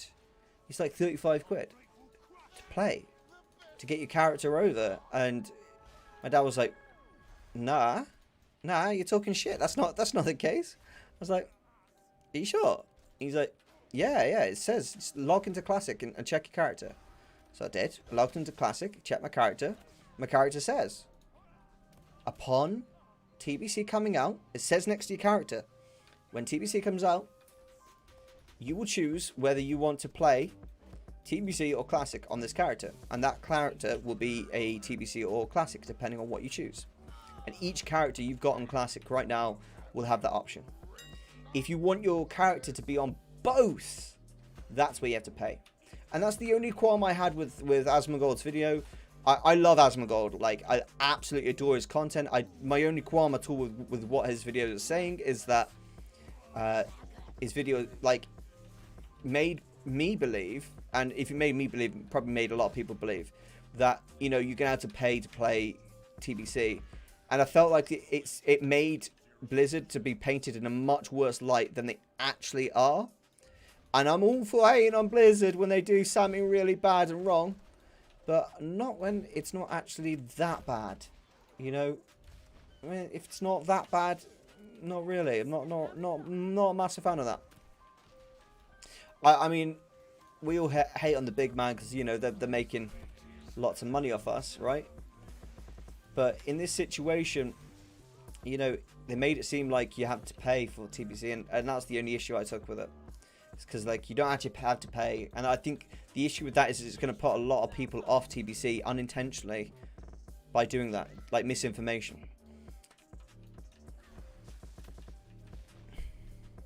I had a different feeling. He just knows what the entrance of the cash shop will introduce in the future and such. Yeah, no, I'm not talking about the cash shop, Peter. I didn't once mention the cash shop, did I, mate? So, like, please don't put words in my mouth there. I wasn't talking about the cash shop at all. I was pure and simply just talking about the the TBC paid stuff. I 100% agree. Cash shop is fucking bullshit for TBC. There should be zero cash shop for TBC. None. There shouldn't be a cash shop for Wrath of the Lich King. There should be no cash shop for World of Warcraft on a whole. No, there shouldn't be any cash shop. We pay a monthly subscription for this shit. Why are we paying extra for anything? this game costs more than any other game out there. What other game do you know that costs more than World of Warcraft? Do you tell me a game, please? I would love to know. What game? I don't know any game out there on the market that costs more than World of Warcraft.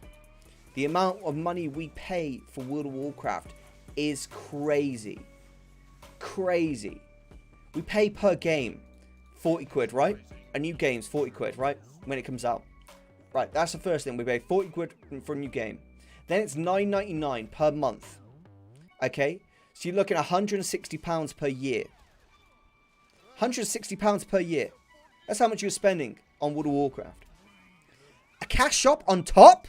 Are you fucking kidding me? Like, are you actually kidding me? No, like, that should not be a fucking thing.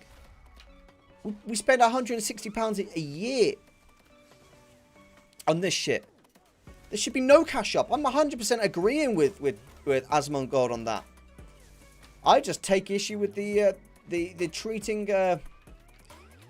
TBC like you're gonna have to pay, because I think that's gonna put a lot of players off unintentionally.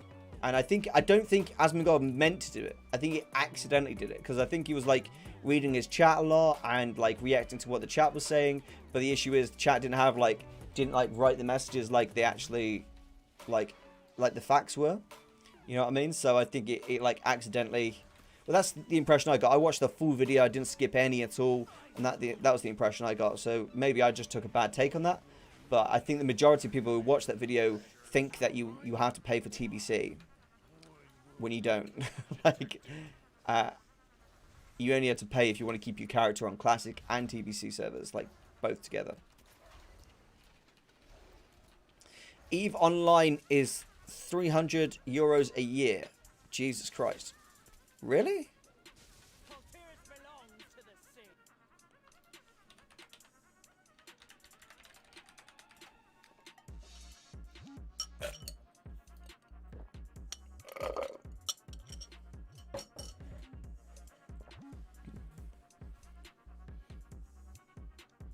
How is it? It's not at all. How are you saying it costs that much? It's not 300 a year.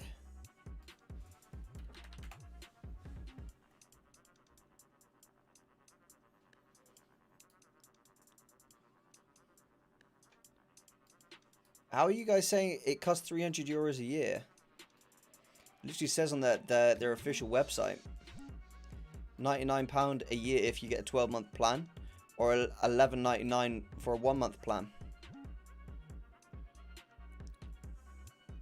I don't understand how that costs €300 a year.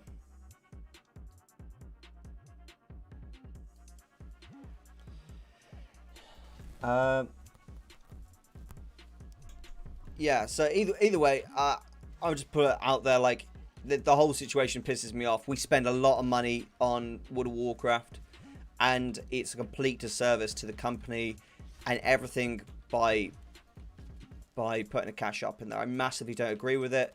I will never pay any money into the cash shop personally. Just not something I'll do.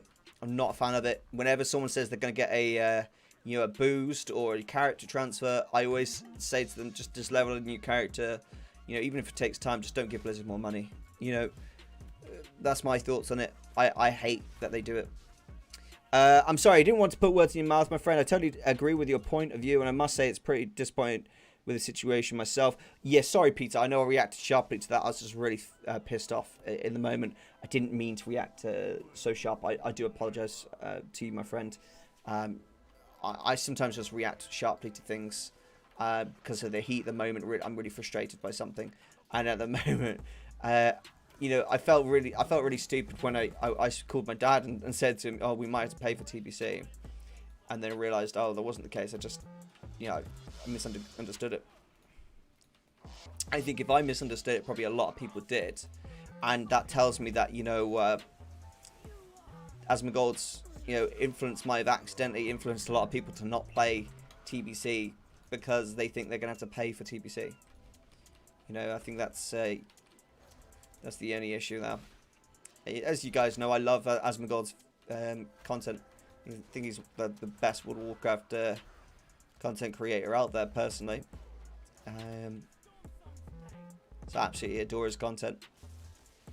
I think it's one of those situations, just a bad take that one time, you know. I've never had a complaint regarding his content before in my life, and I've watched the guy for years.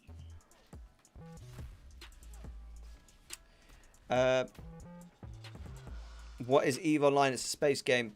Do you think you will still be playing Shadowlands, or you'll be playing TBC 2 months from now? I'll be playing both. I'll be playing both, 100%. I'm playing Classic now and Shadowlands, so both.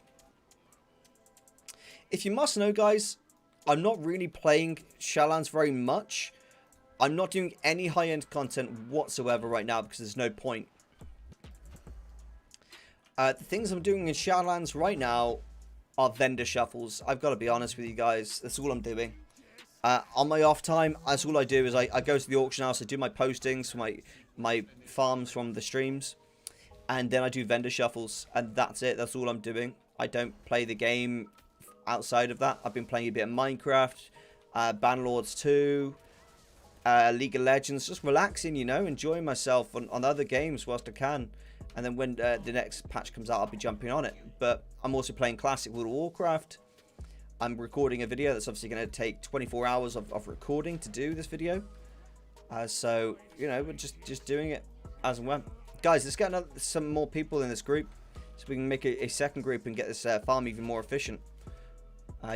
If anyone wants to join, you can join. Just make sure you're a ranged character.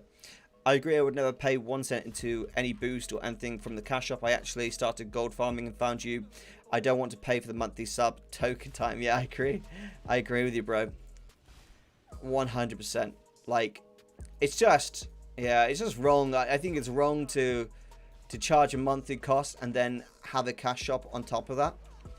I think that's just a really manipulative ploy, because people, once they've spent money on a monthly basis to play a game, they feel like emotionally attached to that game, their character. And then when you introduce these like unique perks, people like are emotionally attached to something, and they're exploiting that attachment to get you to pay them money. And I hate that. If I unsub from WoW and just use tokens, will this work? Will what work? If I unsub from WoW and just use tokens, will this work? Yeah. So basically, what actually happens is, you see this section here. When you unsub from World of Warcraft, it will basically say here, it comes up with a days section. It tells you how many days you've got left until the end of your subscription runs out. And when you apply a token, it will apply 30 days to that time. And it will just basically show that. So when you unsub, disconnect your card automatically paying for World of Warcraft, it comes up with like a days section. Sorry, my webcam's covering it.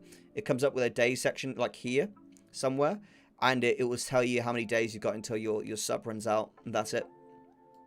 Yes, unless you still got enough time. Yeah, so it definitely works. It definitely works.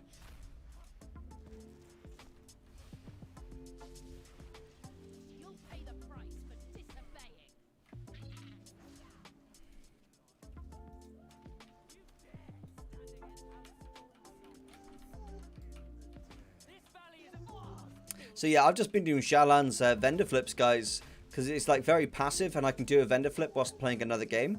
So that's what I've been doing. So like, I've got a few characters. I got like a blacksmith, a leather worker, and skinner, and they're all just crafting items and then selling it to vendors. And then like, I buy more materials in the auction house anytime they're cheap, and I just keep doing it. That's what I do. It says right under the play button. Yeah, you're right. Koya keeps.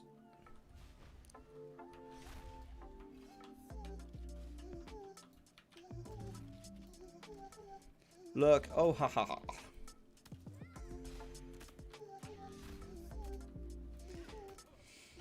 you know what I've been really getting into recently, guys? Oh, Abyssal Fragment, lovely. I've been getting into just playing lots of like indie games. I don't know why. I don't know. I think there's something good about indie games that I wish like World of Warcraft had, you know? Wait, so you craft and sell to NPCs? Yeah. So you buy the materials at a lower price than the crafting cost.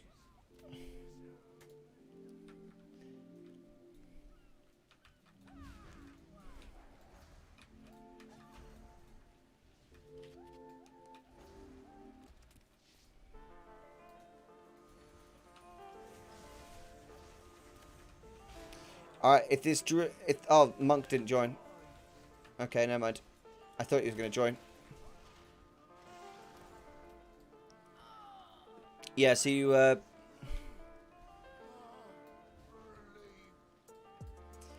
oh, you'd love it. Escape from Tarkov to be in a DayZ format. That would be an incredible game. Yeah, it would. It would 100%. 100% would be an incredible game. What two professions would you suggest to start with as crafting professions? Are you on a high pop, medium pop, or low pop realm? I'm not sure. Just farm 200k gold a month. We should be okay. Yeah. I already have skinning and herb on my druid.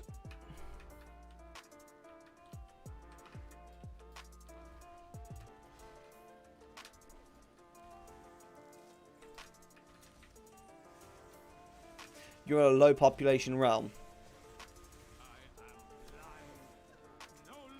If you're in a low population realm, then you might be able to get away with doing tailoring and enchanting. I would check what server cluster you're on. Basically, to check that, just check online, or just type in Google like WoW realms, and a server cluster is basically if you're on a low pop realm, because you've got like not many players on your realm, your auction house will be connected to like 4 or 5 other realms. So even though it says on your realm you're a low pop realm, you might actually like have a high pop like auction house because it's connected to so many other auction houses. So it's worth checking if you're part of a cluster and like what cluster you're part of and how many players there are. And depending off that, I would go, if you have like a lower population on that, I would go for tailoring and enchanting. If you go for, if it's a higher one, then I would be looking at leatherworking, skinning. And I would personally try and get into high-end crafting. If you're on like a medium, I'd say maybe even alchemy. Alchemy and herbalism could be good. Like, you can just do Shadowlands content. You know, it depends really like on lots of different variables for the most part. The only thing with alchemy is you have to be ready to like to make stuff and post it on raid nights, like reset nights, you know? You don't want to just be doing crafting, like passive crafting, and then just post it and leave it. You gotta like post it and like babysit that auction house for like an hour on a reset night. You get a lot of gold for doing that. Low pop connected to another low pop. Then I would suggest trying out tailoring and enchanting. Watch my video on TSM enchanting or TSM tailoring. Gives you all the information you need there. Just gonna pour myself another drink, guys. If anyone wants to join, you are more than welcome. Please be on a ranged character or a monk, and you're more than welcome to join, guys. I will create a second group if we get enough players. If we get one more person in the group, I'll leave the group and create a second group so we can have 2 groups farming this and have a really efficient group. It's up to you guys. It's up to you guys.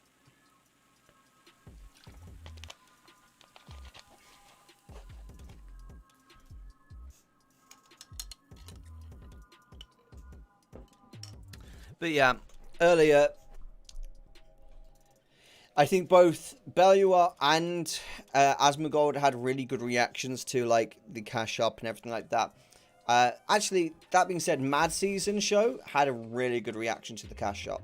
a really good reaction actually to his video was 58 minutes long, and it's good. It's good, man. Like, I hate the cat shop. It really, I think it's so unnecessary.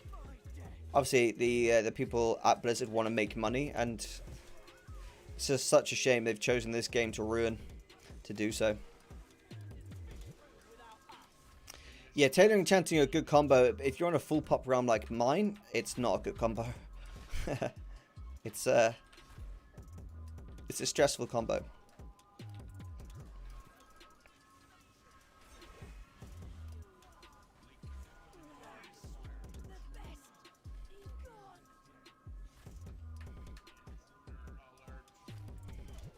I really hope that by the end of this expansion, they've made Torghast fun. Like, that's all I'm hoping for is Torghast to become fun. If they made Torghast fun, I would do it competitively. Because I really enjoy Torghast. Got any gold mains yet? No, not this time, mate. Not this time yet. I've had it plenty of times, though. I'll go watch it, muting the stream, be right back. No worries, Peter.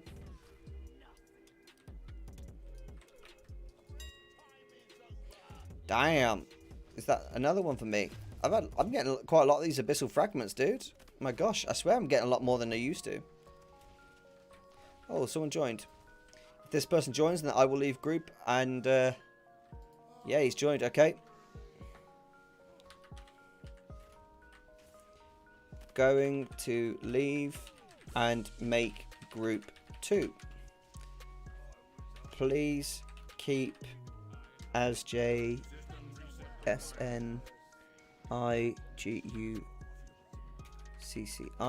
as the leader so we don't phase.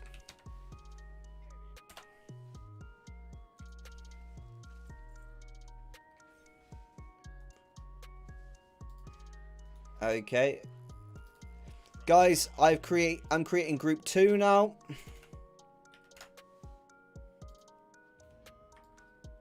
Oh, I can't see them. Why can't I see them? That's weird. Okay. That doesn't work. Change the leader from that guy to someone else. Keep changing it until it swaps it back. That's odd. I shouldn't have phased. That's really weird. I shouldn't have phased at all. They're on the same realm as me. There's absolutely no reason I should have phased there. I shouldn't have phased at all there. What the hell?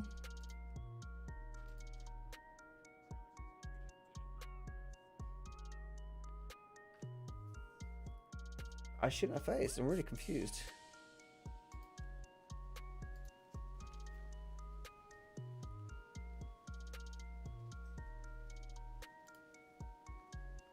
Could be sharding, yeah. I'm really confused though why it has phased me. What are the rules for phasing? Usually, you share the same phase as people on your realm. And like if there's a group of people, it's whoever's the leader of that group, you know? So I'm back in the group.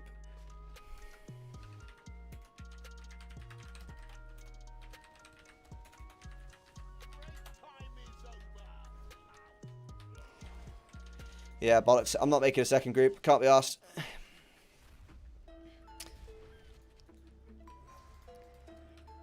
It's just difficult sometimes. I think it's because I just looked at this. You see all this? There's a lot of people farming gold remains, and I think it's screwing up the thingy.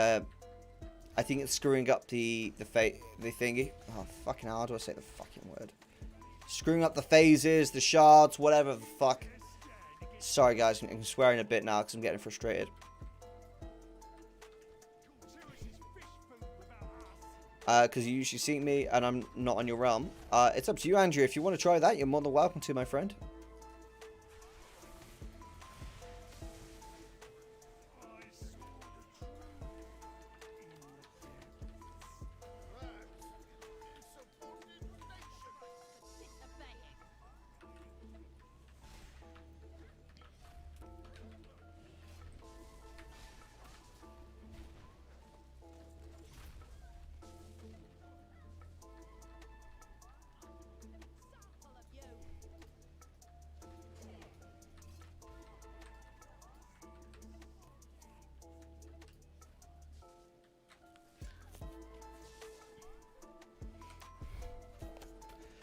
Anyone here watched Agents of S.H.I.E.L.D.? Marvel Agents of S.H.I.E.L.D.? Anyone here a fan of it? I'm on season 5 now, and geez, that show gets better and better every season. It's getting really good now. Been watching it with my partner. I really like it, man. Really like that show. I just started a new series last night on my own called The Strain. Have any of you guys seen that series? The Strain. Pretty messed up series, dude. Not gonna lie. It's a horror. It's a horror series. And I've never seen a horror series before. Like, I legit have never seen a horror series before. How crazy is that? And it's about like vampires, and it's like a vampire virus. Insane. I didn't expect it to be so like kind of like semi-realistic, you know. It's like, what would a virus look like if it was a vampire virus? What would it look like, and how would the CDC deal with it? How would military, etc., etc.? How would everyone deal with it? And it's really realistic, dude. Did you watch the comic show Invincible? Not yet. That is on my watch list. I'm definitely going to watch that because I've heard it's sick. And one of the main guy, the voice actor, is like one of my favorite actors. He is like by far one of my favorite actors. He's so good. He played the teacher in what's that film? The drama film? Whiplash. Yeah, he played that, man. It's so good. It was so good. And he played the main character in Counterpart as well. That's also a sick series. Have anyone seen Counterpart? God, there's so many good series out there, dude. It's hard to keep up with them all.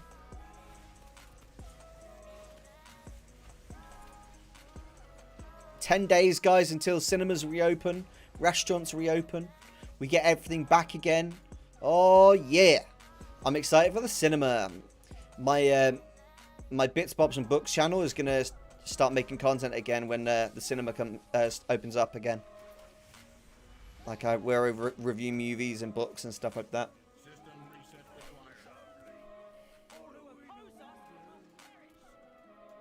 Yeah, one of my favorite authors said that on Twitter that the show Invincibles is like seriously good. So it's like, yeah, I need to check it out. And then my girlfriend, my fiance, watched the series and said it was really good as well. So I was like, And that's two people I really like saying a series is good.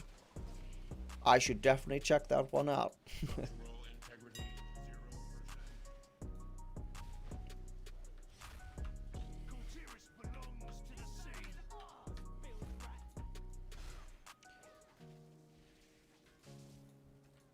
Do we still see Andrew here?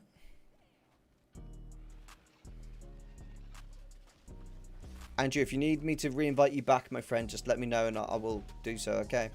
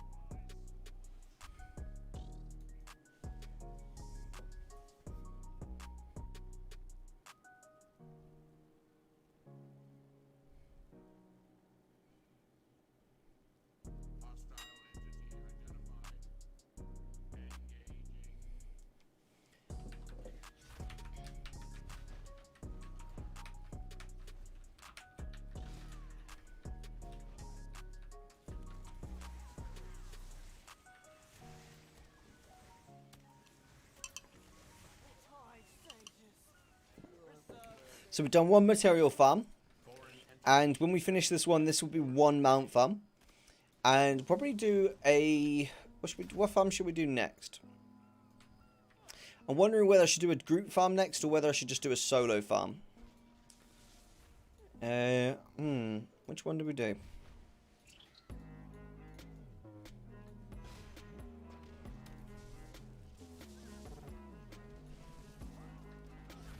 I haven't done my garrisons in a while. I could do some garrisons. No, maybe. I could do some leveling. I could do some gold farming. Do some vendor shuffles. Nah, vendor shuffles is boring for you guys to watch. Oh. Andrew, what did he say? He said just going to turn war mode off on this. Does that mean he wants to get invited back or not?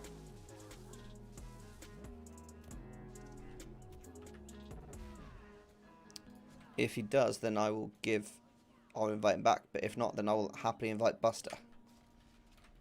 I'm just waiting to hear back of Andrew.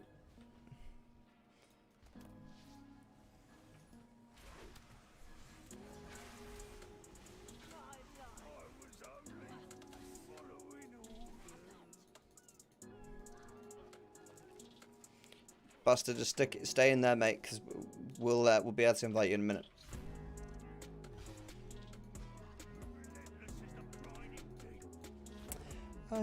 I had an idea for a solo farm, but I wasn't sure. I wanted to try one out, but I'm not really feeling it right now. Oh my god, we've got people wanting to join. Yeah, you need an invite. Ah, okay, right. Is anyone able to make a group 2 from here? Can anyone here make a group 2? Anyone here can make a group 2? Let's try it. Let's ask.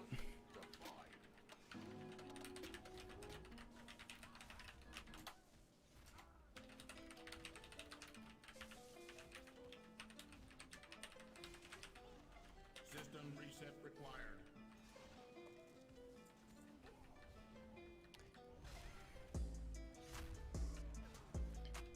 I want to invite these dudes here, but I can't because we need a second group.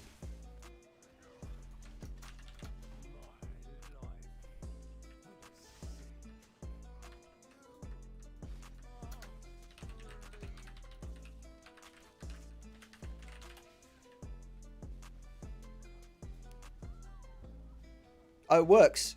It works.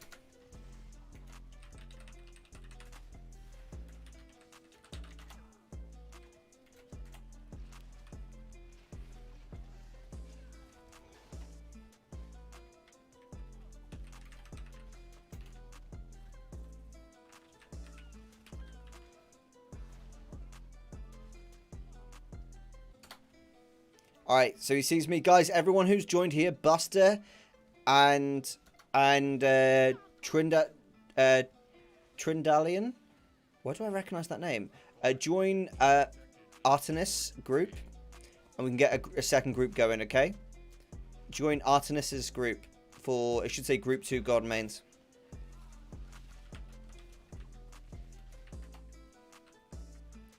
There you go. What a legend. What a fucking legend. I have to remember Artemis. What a guy. What a guy. That is a gaming hero right there, guys.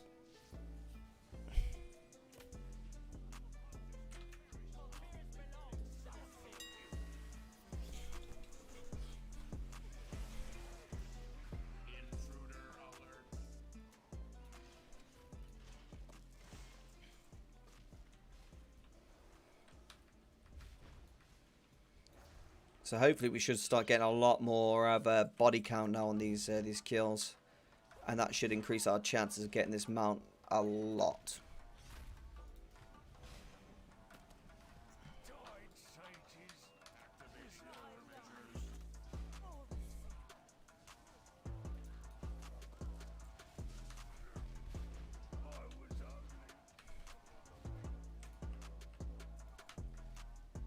I might show you guys a cheeky technique to sell transmogs.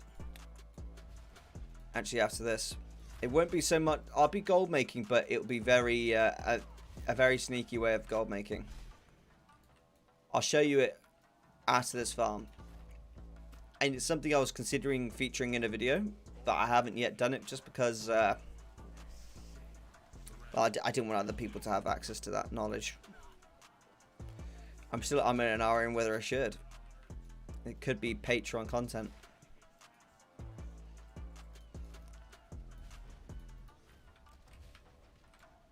Nah, it's okay. I'll share the information. I think it's okay.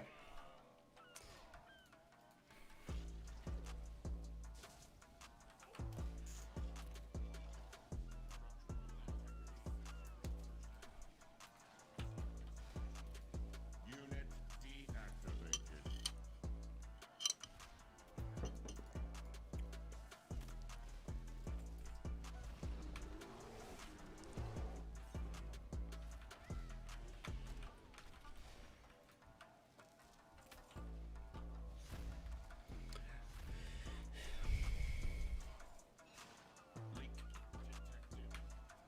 So guys, this is something I'm curious about. What is it about the top content creators of World of Warcraft that you like? What is it about their content that you really like? Like, obviously with Asmongold, his showmanship is so on point. Like, Asmongold is so good at entertaining. Like, without meaning to, he's like an accidental entertainer, if that makes sense. Although he's obviously not accidental, he's intentional in how and what he's doing. He's just very good at making it look effortless, which is really good. Then there's Belluar, but I don't know what it is about Belluar. I think sometimes with Belluar, it's like his content's so professional. I think that's because he has like such a big team of people like making his content for him and stuff like that. Maybe it's like that. It's kind of hard to say with that. But what is it you guys like about like those top content creators? You know, I'd love to know. Asmongold says how it is. Yeah. Yeah, for sure. And sometimes he doesn't agree with his audience either. I love it when he doesn't agree with his audience.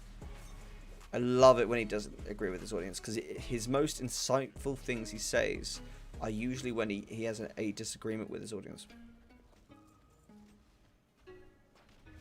What I like about my favorite content creators is the knowledge they offer. Got you. So kind of their intrinsic value is dependent on the knowledge that they share. I get you. That makes sense. That makes complete sense. Makes complete sense.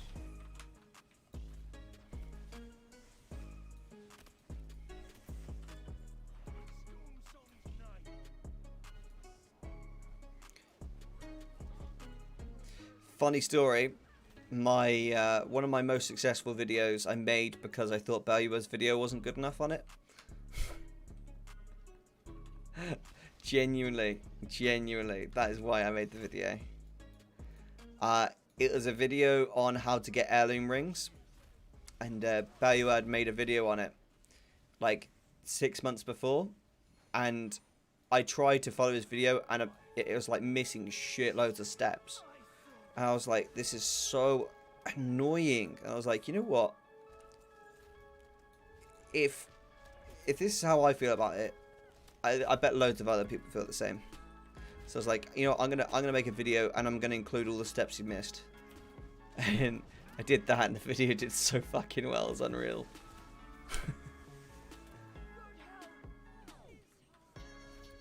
I think to date it's still got my highest views. It's crazy how like sometimes like the best videos you can make are the ones where you're offering value on like something people are wondering a lot about.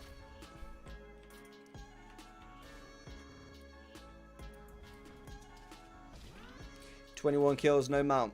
Ah, keep at it, bro. Keep at it. Keep at it. You'll get it. I've had the golden mains now 5 times, guys. 5 times. You just got to keep killing them. Don't even count. I mean, you count if you want, but like, I wouldn't even like overthink it. It will happen, and when it happens, you'll forget the numbers. You won't care about the numbers anymore. It will happen. Just keep farming. Stick an audiobook on. Talking of audiobooks, I've nearly finished the first book of Bloodsong. 30-hour book that shit is, dude. I'm listening to it at 1.2 the speed. Still good. Still good. I've already read one book this week, so this is my second one this week. Shit, dude, I need to slow down. I legit need to slow down. Some of the... I know, actually, no, I don't. Some books are, like, just really short, aren't they? I hate short books, dude. I feel like the new meta for, like, authors is to write smaller books so that they can release more books in the series rather than releasing, say, a trilogy. They'll release, like, 6 books and they're just, like, half the size of the book. I fucking hate it when they do that. I hate it. It gets me so frustrated.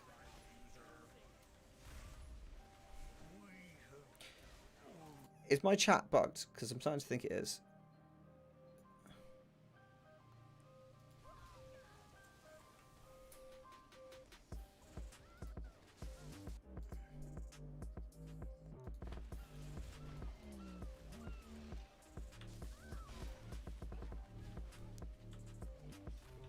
Yeah, it's working. Okay, good. Thank you, Joshua.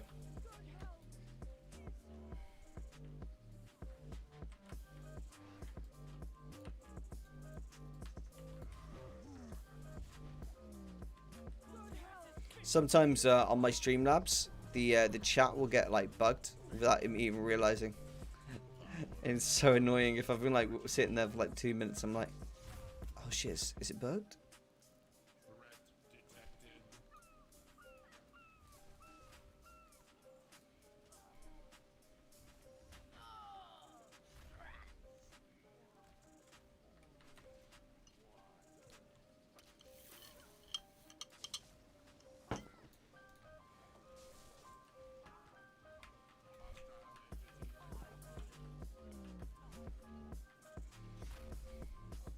So I recently applied to join a guild I used to be part of, but basically I left on my main character so that I could join a mythic raiding guild, and then I left my ult in, and I basically said to them, guys, I'd like to leave my ult in this guild just because I really like you guys. I want to hang out with you and do, like, you know, mythics and stuff with you on my ult.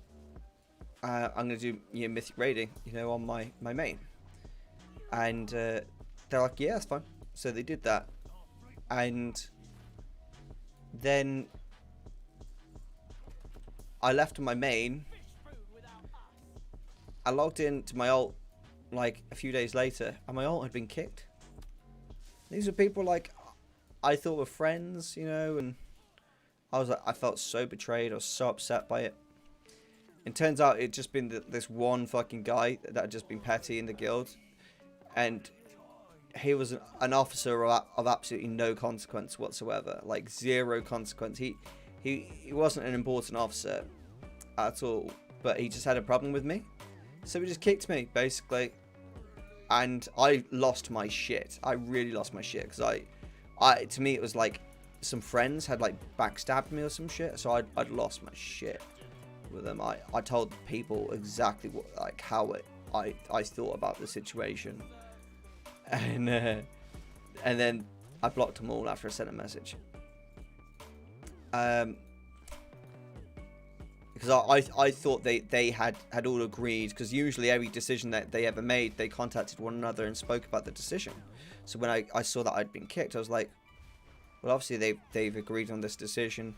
And I was like, that's fucking wrong. Just because I left my main to do mythic raiding doesn't mean I don't like the guys, doesn't mean I should be kicked on my ult. You know, I go on well with everyone. I was doing mythics with everyone. I was helping people progress on their character and get better at their characters so that they could do mythics, you know. I was trying to help the raid team get better. I was spending so much time just trying to, you know, befriend people and help them and stuff, you know, and I felt really betrayed. Anyway, they got through to my brothers, because my brothers hadn't, like, you know, blocked them or anything. Because I was so upset by it, I just blocked them all. I didn't tell anyone. I nearly made a video about it because I was so fucked off about it. Anyway, they got through to my brothers and basically said, hey, can you tell Aero that, you know, it wasn't us that kicked him, it was actually, you know, someone here that kicked him, and And you know, we demoted that officer immediately when we found out what he'd done. And so I was like, oh, okay. Anyway, my mythic guild recently decided to stop raiding, which is understandable. There's a lull right now in Shadowlands. It's very dead, you know, with high-end content. So that's understandable. They basically said, if you want to leave, I understood. So, you know, I basically reached out to these guys, unblocked them, and said, hey, if you actually want me back in the guild, let me know, and I'll rejoin. You know, one of the members from that guild hit me up the other day and said, "Oh, Arrow, when you coming back?" Like, just assumed that I was coming back, which is great. So I reached out to like the owner of this guild, and the owner of this guild was like, "Yeah, okay. If you want to come back, I'll have to talk to the other leader, the other two leaders." And I was like, oh, okay. I'm now having to go through a fucking application process for rejoining after I was unfairly kicked from a guild. I was like, oh, okay, all right then, dude. Okay, so I left it at that. And this was a fucking week ago, dude. A week ago. And I just want to join in a fucking social capacity so I can like hang out with people that I enjoy playing WoW with, you know. And still, it's been over a week now. They haven't got back to me, so I hit him up and I said, dude, if you don't want me to join, don't bullshit me. Just fucking say you don't want me to join.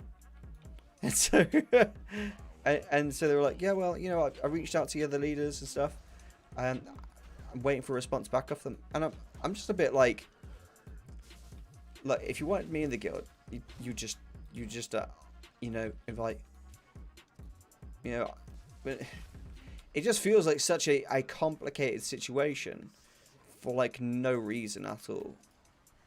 And I feel like they just don't have the, like, I feel like there's a problem there someone has with me and won't say it. And I don't understand what the problem is, but I feel like they just don't have the fucking balls to say, look, I don't want you in the guild, done. That's it. Alright, cool, I'll leave you be. And I'll never ever talk to that person again or bother with them again.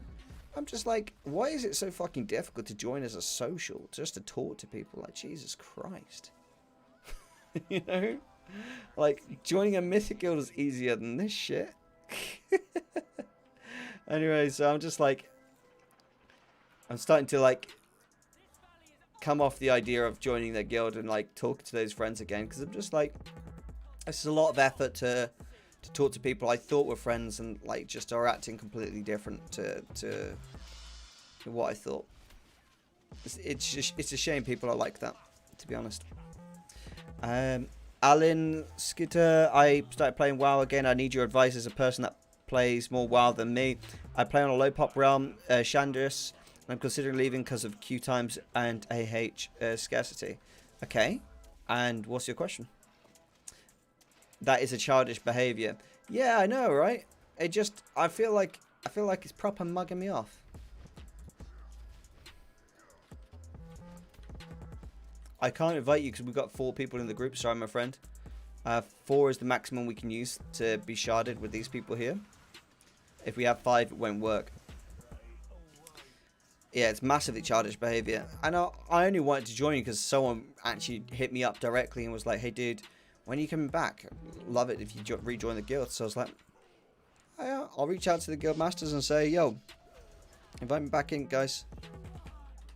I thought in all honesty, I was coming at it from a perspective of just wanting to be like friends and socialize with them and stuff. It wasn't even a matter of, you know, I want to raid and like all that complicated shit. I just want to chill and hang with people.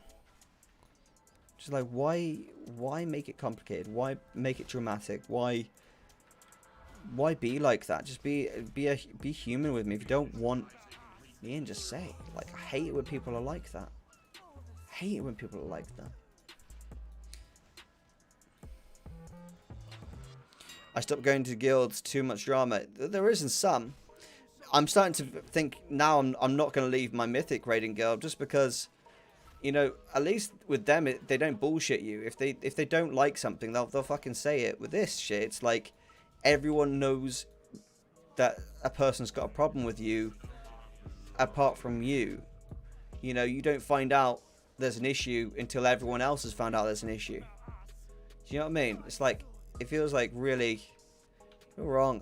For something really simple, like just wanting to join a guild to like hang and stuff, it just feels really like over complicated and stuff. It just feels stupid to me. It feels really stupid. I feel like people like that have problems with you, but just don't say it for some reason. Because I tell you, if I was a guild master, I don't care if there's 2 other guild masters or not. If someone who used to be part of a guild got unfairly kicked by someone for absolutely no reason, and then asked to rejoin at a later date, I'd be like, yeah, sure, bro. Drop your invite now. Done. That easy. It wouldn't be a matter of, oh, let me ask the other 2 guild masters. That to me just says you've got a problem with that person. Yeah, and you don't want to say anything. That's all it says to me. Feels stupid. It's okay. It might also be another thing where the person just wants to like languish in power and stuff. Might just be enjoying the power trip of it. I don't know. It's hard to tell, but at this point, I kind of feel like I've been patient. It's been 8 days since I originally asked, and I'm like, a bit over a week now. I think it's not gonna fucking happen. There's no point at this point. Should I leave or should I stay? I feel like it's my home and all my favorite characters are here. It's a decision you really have to make, my friend. Just because your realm is low pop doesn't mean that your auction house is low pop. You're usually clustered on multiple realms together, so the auction house is like connected to other realms if you're on a low pop. So you might actually have a decent auction house without even knowing. It's hard to tell, mate. But it's really a decision you're gonna have to come to yourself. I can't really advise on that situation because, you know, it's really dependent on how you feel. I'm sorry. I wish I could be more helpful in that situation. I just feel like, you know, if you got an emotional attachment to your characters, that you shouldn't change. If you want to do something like gold farming, yeah, then yeah, low pop realm might not be the best for you.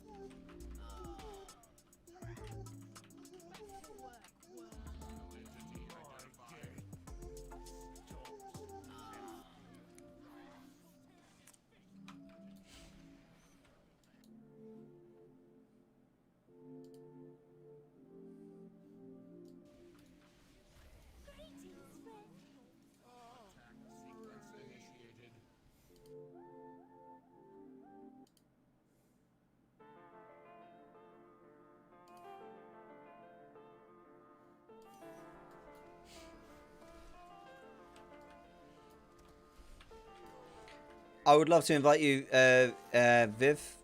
Vivanta, but unfortunately we have a full group. When it comes to a farm like this, it's called 2x4, and it basically means there's 2 groups of 4 people. You can't have 5 people in these groups, unfortunately, because it means that you get basically sharded, and these people won't be able to loot with you. So it won't work with anyone else. I would love to invite you, but basically it will ruin the type of farm we're doing. We've got to have 4 people in the group.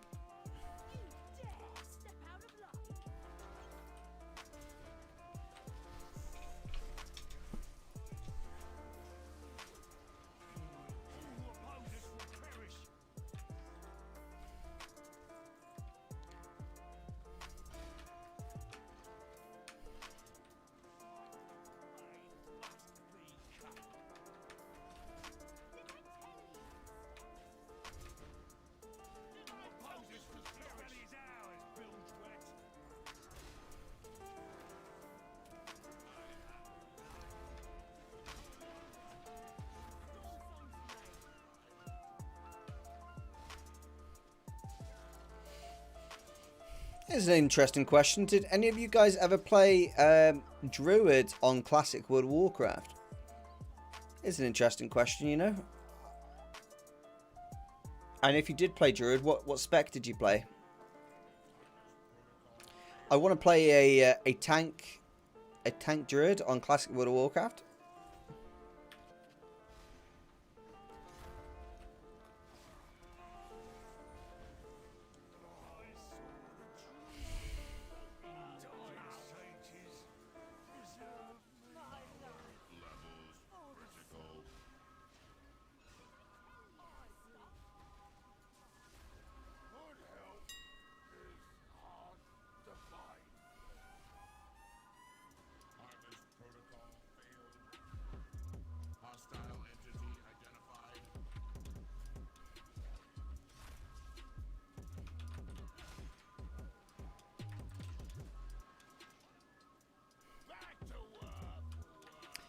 No, I started playing Druid in TBC and was resto. Yeah, there's a lot of people who do that.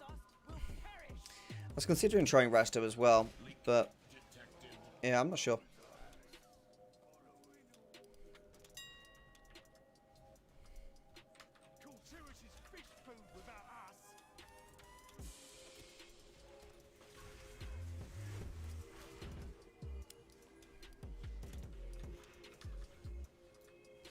TBC Druids, I remember, fucking hell, TBC Druids healers were invincible, dude. Oh, that gets me excited. I remember what they were like, being a rogue and trying to kill one. Oh. Was that Wrath? Was it TBC? It might have been Wrath.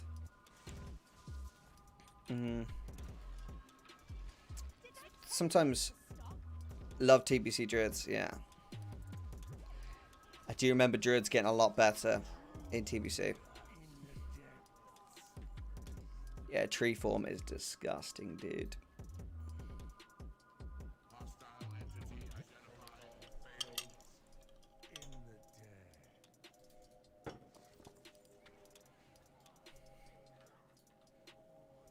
Hello, friend. How are you? Hey, T-Man. Thank you very much for your comment on my YouTube video today. It's so nice that you, every single video I put out, T-Man, you always say another great video from you, Erosium. And it always brightens up my day. Every single time. You always make me smile. And it always just makes me happy. I know it sounds really bad, but it's not just that you've said a nice thing. It's that you said it on every single video. I'm just like, wow, people actually do appreciate the content I put out. Because that recent video I released, it was a tester video. You know, it was a tester video to see if that will work, if not, etc, etc. I felt like it worked. A lot of people liked the video and stuff like that. But someone in the comment section did say something that I was a bit shocked by, and they didn't seem to like the video very much at all. So it did shock me a little bit.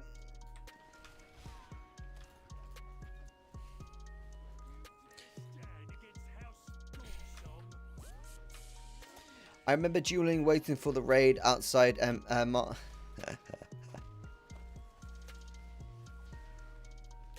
I used to love dueling in TBC and Wrath, man. Dueling used to be so fun. Good, I'm so glad it makes your day, man. It really does. Like those, you never know when a nice comment or a smile will change someone's day. And that's so true. It's so true. There's a lot of people out there. And do you know what? Where I live right now, seeing people just smile at one another is such a weird thing. But like where I was born, like was more of a rural area. And because it was a rural area, everyone like knew each other a lot better. You know? And like smiling was quite a common thing there. Like, you know, when walking up the street and seeing someone, you'd smile at them. You know, someone like you knew, but you didn't really know, if you know what I mean. And it was kind of like that. But where I'm from right now is like it's quite a, like, I'd say like slightly overpacked city. And a lot of time I'll walk to the shop and I'll think someone looks at me like they want to fucking stab me. I'm like, jeez, dude, why is everyone so aggressive? Like, Christ. Do you know what I mean? So, like, just a smile and being nice to someone really changes everything. I really love all the content you put out,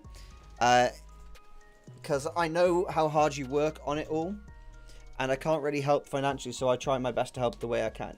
Oh, thanks, T-Man. Yeah, T-Man, don't worry about helping financially. Like, ultimately, like, your comment is so nice, so helpful. Like, comments like that really help. I always say to people, like, if you can't afford to, like, join my Patreon or, like, click the join button and stuff like that and becoming a member of the YouTube member, like a sub, then just, and like, a like or a comment is completely free. And it means the world to me as well. To me, they mean more than what it means to YouTube. Obviously, to YouTube, you're considered an impression. And every impression that you get basically increases the likelihood that YouTube will basically suggest that content.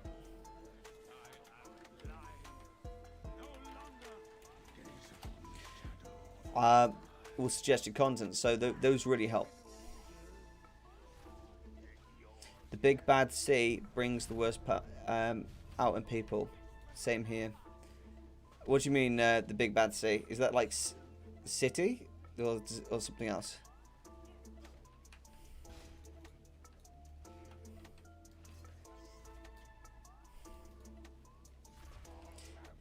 I remember when I first moved here and I smiled at someone like at school, and they were like, what are you smiling about?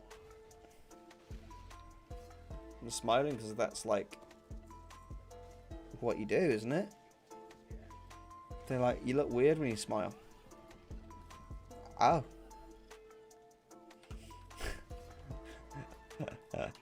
What the fuck? Yeah. So that's what I'm working like really hard on YouTube now to do, is, you know, I want to move myself and my family out into like a rural area again. So, you know, eventually when I get to the point where you know, my partner and I are having kids and stuff, I want to grow up in an area. I want them to grow up in an area like I did. Obviously, I have street smarts and stuff still, but like, have that environment. I think it's a good idea to have a mixture, though. Ultimately, you don't want to have your kid too, you know, mollycoddled where they don't really have any street smarts, but at the same time you don't want them to be just grow up in an unnecessary like negative area or something like that. I guess it's hard to put the words clearly. Night night all. Thanks, Aero, again for letting me join it. Mandalorian, it's always a bloody pleasure, my friend. Having you here is always a pleasure.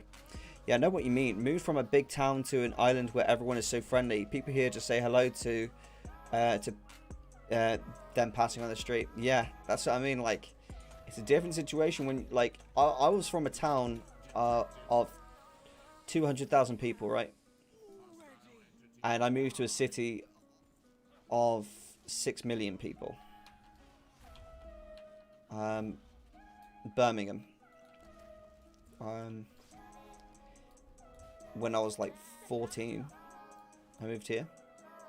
I'm 28, so that means like half of my life has been spent in Birmingham, and the other half has been spent in like the rural area.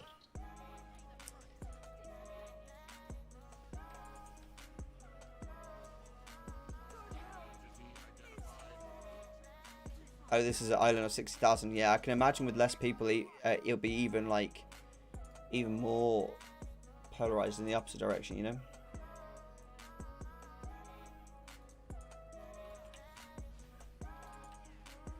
But obviously with 6 million people, like where I am, it's pretty fucking... There's a lot of people in a condensed area, lots of different cultures, lots of different people with different ways of approaching things, you know. Where am I from? Originally I'm from Shropshire.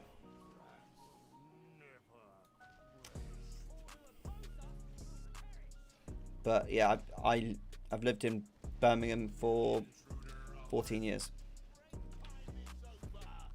Oh, just under 14 years, probably 13 years. But yeah, I look forward to the time where I can move to a slightly more like greener area.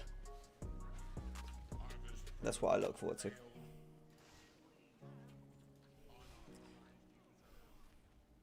Since lockdown happened, around here, people have been getting worse and worse from week to week. Yeah, there's a lot. Yeah, I know what you mean, Darby. Yeah, they definitely get worse to worse. The other day, my partner and I were going for a walk, and we were walking down the road, and this car just backs out of their drive, just without looking, just backs out of their drive, like without even fucking looking, and doesn't do it slow, just goes full pelt, and we are stood behind her car. Anyway, we jump out the way, and my partner and I were like, fucking hell, Jesus, dude. Like, whoa. And this woman who's driving this car stops the car, and she goes like this. Just stops the car and just stares at us like this.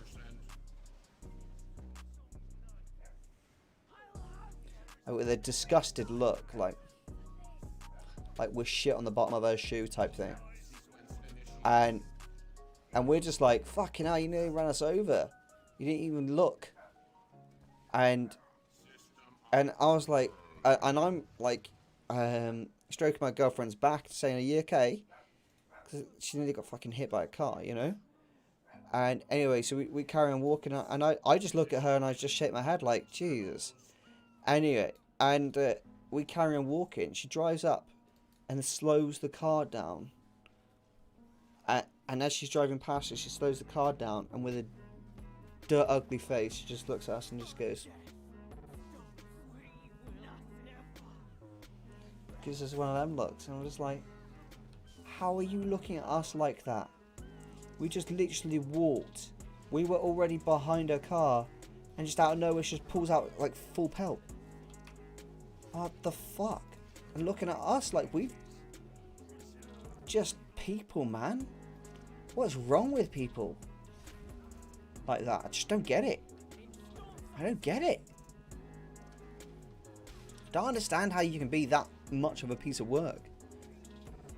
Hey, how's the stream been going? Any decent drops? I did a material farm first, so it was a damp scale basilisk guys, and then we've just been doing golden mains. I haven't had a golden mains today, but it's okay. I understand, like, it's probably like every 4 or 5 hours I'm going to get a golden mains. Cool with that. I just farm away, enjoy it. I enjoy it. All these transmogs, I'm going to sell these transmogs. So at the end of the day, it is what it is. I've had some fragments as well. Two fragments. So there's a good 10k at least. Are you doing YouTube full-time now? Yeah. YouTube's my full-time career now. Unfortunately, like, you can't just be like, with YouTube, it's not like the type of thing that you can be like, okay, I am full-time now, done. And then you start getting paid a full-time salary. You've got to be fucking full-time with YouTube for months, if not years, to actually build up enough money of, like, income to, like, pay a full-time salary. Like, right now, I don't even get paid a part-time salary. Like, shit. You know, that's why I've got my Patreon. That's why, you know, I've got my website. That's why I've got the join button on YouTube. Like, I do everything I can to earn money, because YouTube doesn't pay enough yet. And it's just saying you're full-time and is one thing. It's, you got to work really hard to make it work. It's just time and effort, isn't it? Ultimately, that's why I appreciate everyone who does support me on, like, those platforms. Erosium off to bed. Cheers. See you later, Evil. Take it easy, dude. Much love, dude.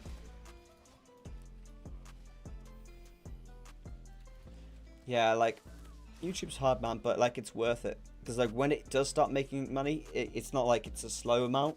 Like, when it gets up to a certain point, it just starts to really push itself. Ever thought about Twitch? Yeah. I used to be on Twitch. I left Twitch for a very good reason. They are not a good platform. They're great for people like Asmongold, who's got like fucking 50,000 people watching him. But for a new content creator, Twitch is a terrible place to be. Really bad place to be.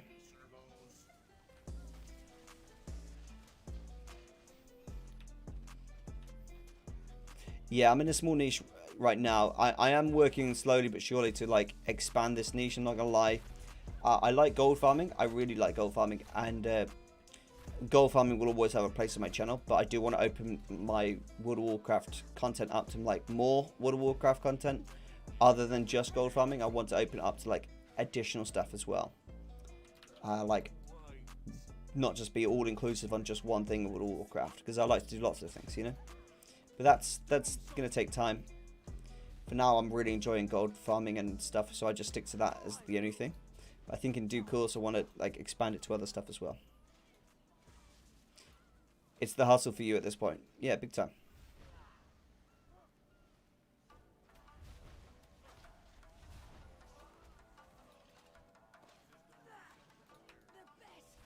I started to watch a German WoW stream who starting in February, he manages to average 100 to 120 viewers on Twitch in 3 months. Oh, that's good for him.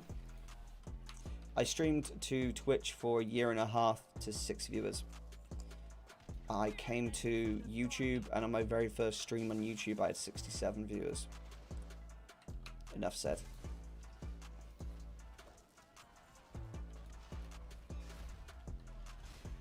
You don't grow on Twitch at all. There's no way you can be found on Twitch. Do you know how to be found on Twitch? Name and game. That's the only way. On YouTube, you have hundreds and hundreds and hundreds of ways to be found on YouTube. Not with Twitch. That says it all, doesn't it, guys? It says it all. YouTube's behind on the streaming platform, but they're building it really quickly, and I know they're going to be easily beating Twitch in like the years to come. It's the fucking stuff YouTube's got coming, the short stuff. If we haven't even got the Shorts app yet in our country, in the UK, but that's going to be dropping soon, and they're integrating it with live streaming. So you're going to be able to create shorts on your live streams that when people watch, they have the choice of going ahead and watching the rest of your live stream. Like the stuff they're going to have in YouTube is going to blow Twitch out of the water. You should start using other social platforms to generate more impressions for your YouTube. I do. I use Instagram. I don't bother with Twitter as much, personally. I don't know. I just don't like Twitter.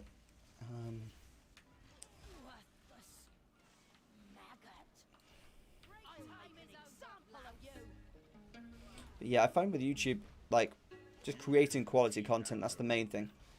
Everything else is like a side piece, you know. Just create good content that people like to watch. And that is the main thing. That's what I've been really trying to do. Erosium TikTok soon, laughed my ass off. Can you imagine? I won't ever go to TikTok either, because guess what? YouTube is covering that platform as well.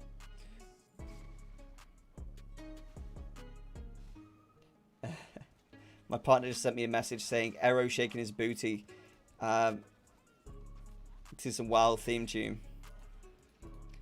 TikTok is pretty good for advertisement. See, I won't go to TikTok because of YouTube is doing its own version of TikTok, YouTube Shorts, and that is coming out in the next few months. So YouTube Shorts is already out, but what you guys haven't seen yet is that YouTube is releasing a app in every country in the world. India's already got the app. They've had it for a few months now, which is like a TikTok alternative that is just all inclusive on YouTube, and it works the exact same way as TikTok does, exact same way, but it's on YouTube. I've got a short on YouTube that I made like not long ago, and it's got 10,000 views, and it got 10,000 views whilst I fell asleep. I fell asleep whilst it had 450 views, which is my standard, yeah? After I released a video for a whole day. And I went to sleep, and the next day I woke up, and it was on 10,000 views. Shit you not.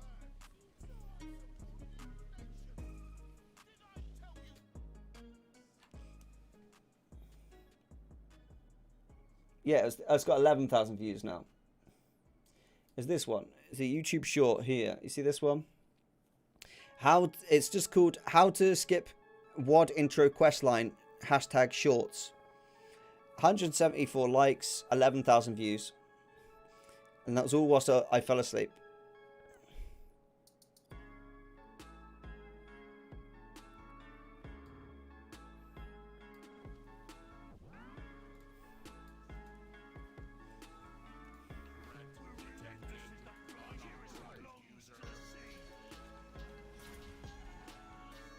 What mods do you recommend? Do you mean like add-ons?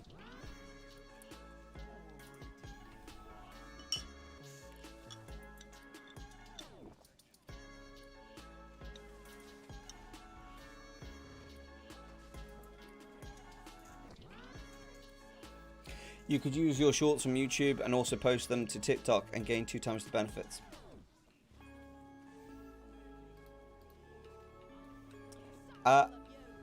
I mean, yeah, you're completely right. My only issue is I did try and do that, and my TikToks didn't get seen by anyone. I did 4 TikToks, and they didn't get seen by absolutely anyone. So it kind of said to me that there wasn't an audience for the World of Warcraft TikToks. That's why.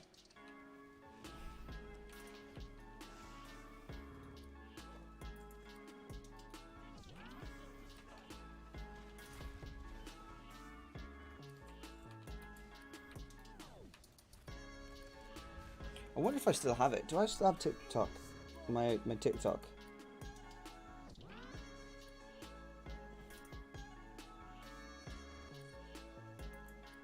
Do I still have my TikTok?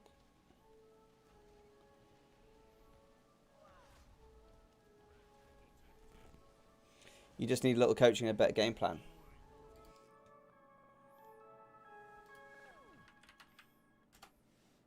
Let's have a look here. Well, if you've got any advice or tips, I'm more than happy to listen. Oh, yeah. Oh crap, where's our island? Where's our raft? This is my TikTok. You can't be serious, man. I don't believe you. No. Are you actually? Oh my.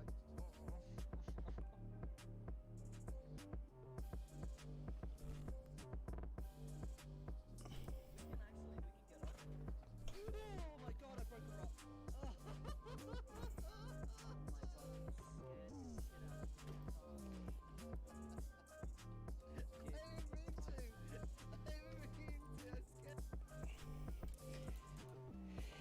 Thing is, with TikTok, you need FYP. But I mean, those TikToks didn't get seen by anyone. And then I did one short on YouTube, and it got 10,000 views in under 24 hours. Like shit, under 12 hours. Unit deactivated.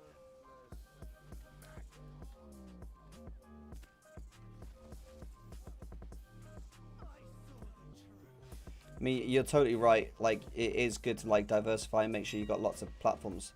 There's also like trying to get the time to do everything. So like, if I set myself the goal of doing YouTube, Instagram, Twitter, TikTok, YouTube Shorts, like that is a lot of stuff to do.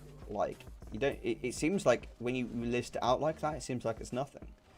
But like, every single one of those requires different types of work. It's not as easy as just saying, oh, here's a post, I'll just stick this on all these platforms. It's not like that, you know. There's a shit lot of work behind the scenes. Like making the video alone, that's 3 hours. That's like 1 hour recording, 1 hour editing, 1 hour thumbnail information at least. Like, I'm lucky if it's 3 hours. It's usually more like 5 to 6 hours with all the recording and editing. You know, then a short take a lot less time to record and edit, but you still got all that. Then you've got all the information that you've got to try and source and put into that. It's not as easy as just, say, listing off, guys, and saying, oh, yeah, just stick on there. I don't have so much time in the day to do all this stuff, and to do it consistently over time. That's a burnout you're looking at.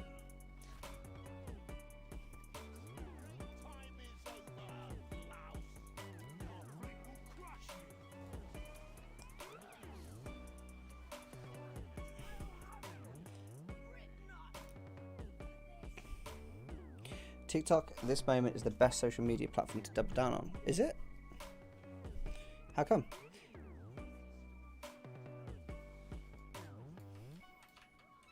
Yeah, by all means, give me some resources. I'm happy to listen.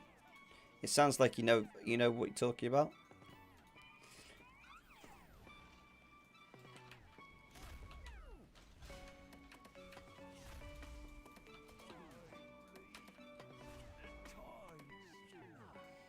Yeah, it's very, very big. I mean, that was like quite a while ago. Those TikToks were.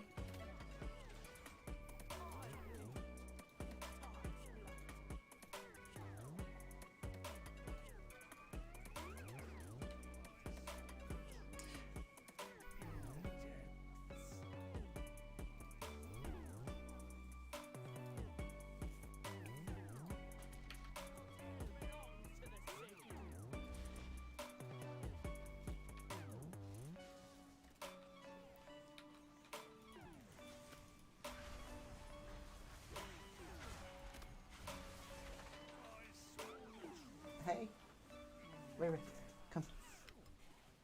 Hello. We got the doggy. We got the doggy. Hello, doggy. Hello, doggy. Hello. Hello, doggy. Mwah. Hello, doggy. How are we doing? Are we okay? You were sleeping until earlier. You were sleeping. Oh no. Well, you go back to bed. She was sleeping, then she got out of bed, and she knows when she gets out of bed that I'm gonna pick her up and give her attention. I'll help you out, brother. Okay, send me some information, dude. I'd love to read up on it. If it's something I can do feasibly, then I'll happily do it. It's just finding the time to do everything is very difficult to do. Like, I had to reduce the amount of videos I was making. So I was making 5 videos a week, and it was just too much work. Like, it was too much work. I was sat at the PC like 12 hours a day.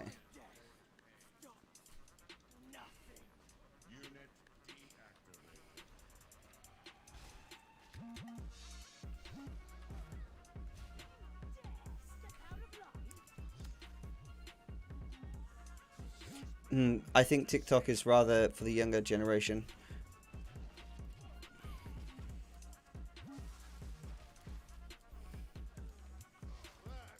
To be honest, I think YouTube Shorts will be the next TikTok. I really do. We'll see.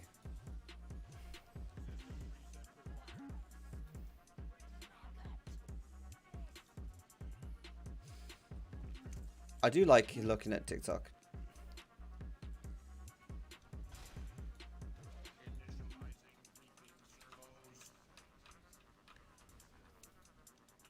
There's a lot of bullshitters on TikTok, isn't there?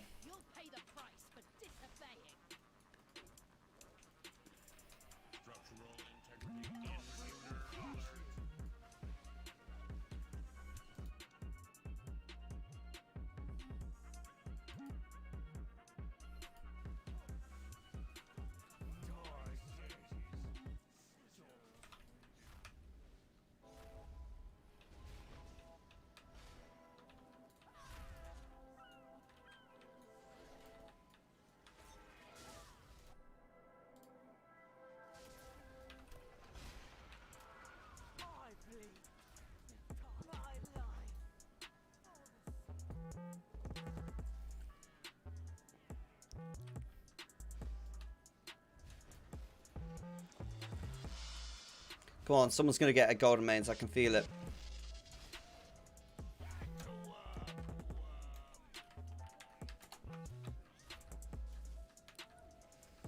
I wonder who it's going to be though. That's the big question.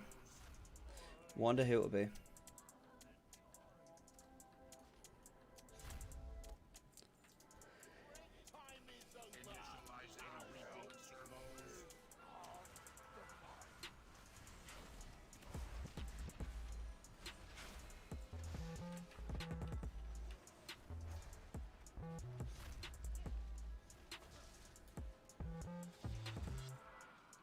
Harvest protocol failed.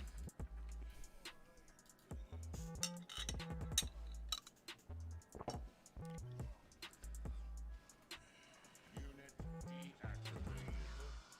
Already. Install some ignite.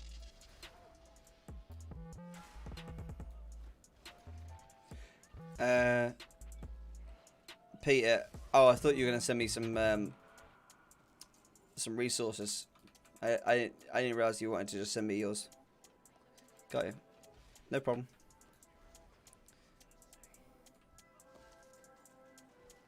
Foreign entity detected in my life. For the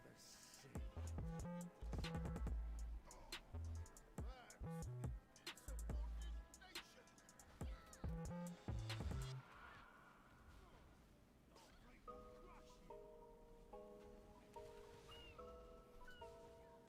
I'll do that as well. Okay, awesome. Cool. It's good. Always helps. I like reading, so I can read it all up or watch videos or whatever. I mean, I'm obviously interested in World of Warcraft, and I stick it on TikTok, but nothing ever comes up. But maybe it's just a TikTok thing. I don't know. Who knows? If it does successfully there, it does successfully there. I'll check it out.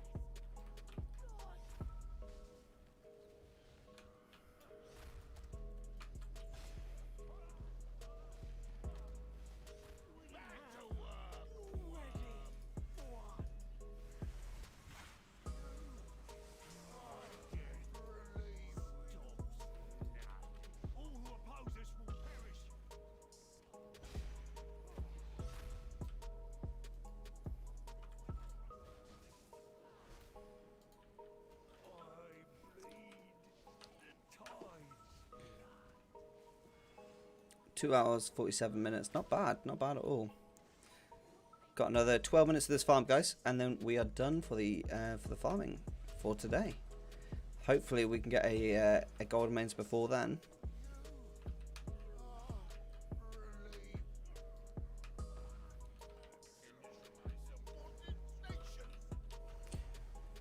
What's your guys' favourite zone to quest in the Burning Crusade? I think my favourite zone to quest in Burning Crusade would be Zanga Marsh. I really enjoyed questing in Zanga Marsh. Getting there, you know, exalted with the Spulgar. I loved that. Really enjoyed that.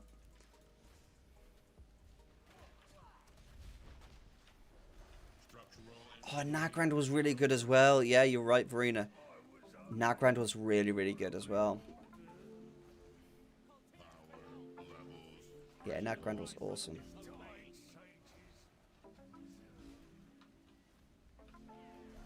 Although Draenor, Nagrand was pretty good as well. Like WoD.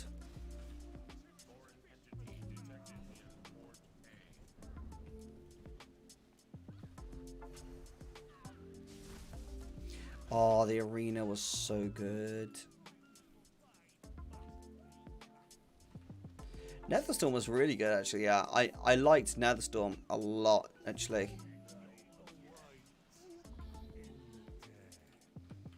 Netherstorm was really, really good. It had some like awesome farms actually in Netherstorm. I remember when TBC was out, actually. Oh man, they used to be some good farms there. The farms no longer work in Retail World because they got rid of the items that it used to farm. Like they just removed them from the game.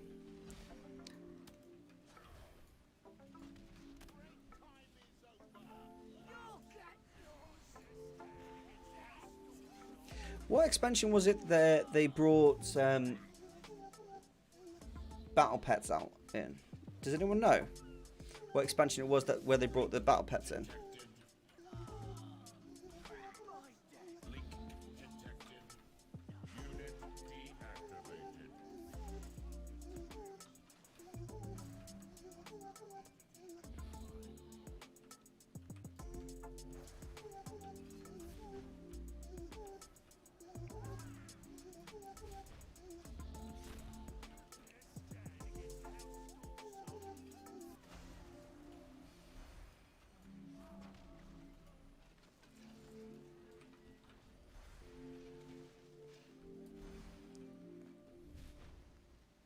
It was Kata, I guess.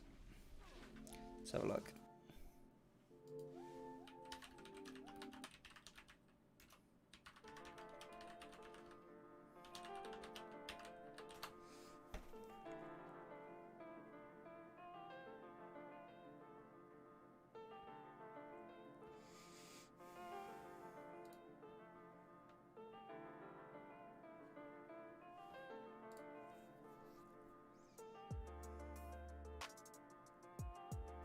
Mr. Pandaria. Wow. It's actually all the way Mr. Pandaria. A bit later than I thought it was. That's kind of crazy when you think about it.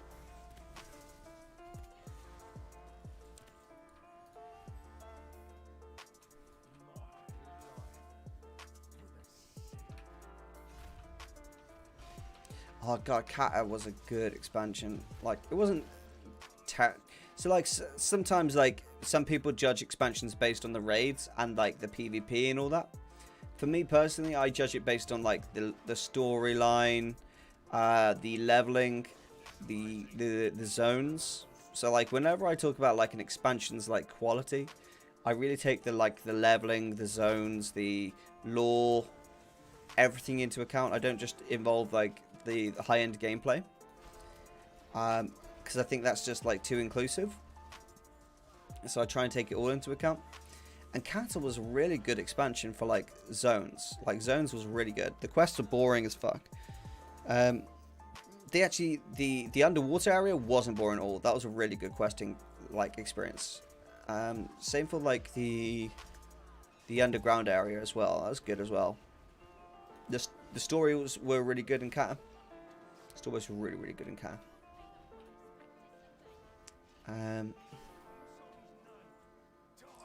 Yeah, it was a good expansion, man. That was a really good expansion. They changed the way the world looked in Kata. 10 out of 10 for PvP. Yeah, it was good. Overall, it's just decent expansion. Decent expansion. I like it. A lot of people don't like that expansion for some reason.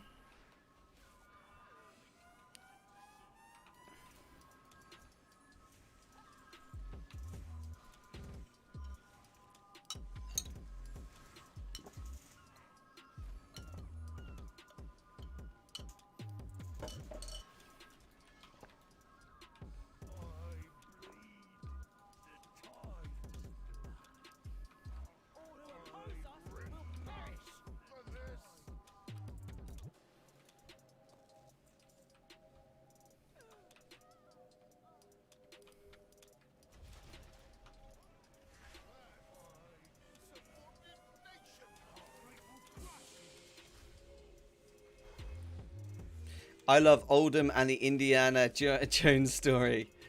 Oldham is sick. Ah, that was Kata, wasn't it? Holy shit. Holy crap, that was Kata. Oh my god. I forgot about that.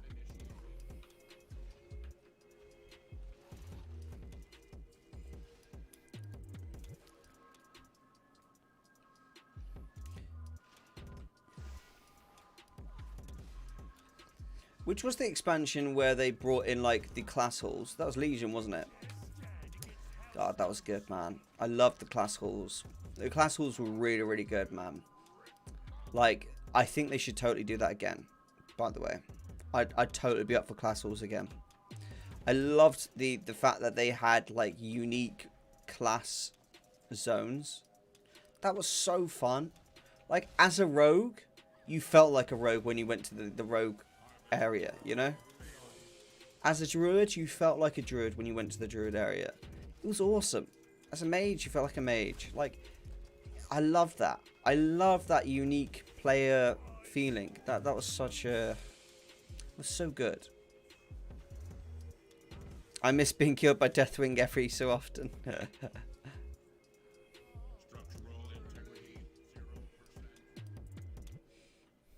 You might want to get that checked out, Stephanie. I miss being killed. I actually miss it. No, I'm being serious. I miss being killed by Deathwing every now and again. Yeah, Legion was a great expansion, dude. Legion was a good expansion. Had some good stuff to do in Legion. What did you guys think about Pandaria?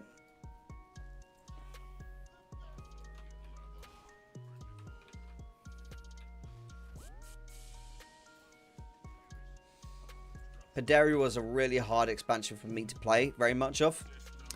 I played a bit of it, but it was very hard for me to play Pandaria because I was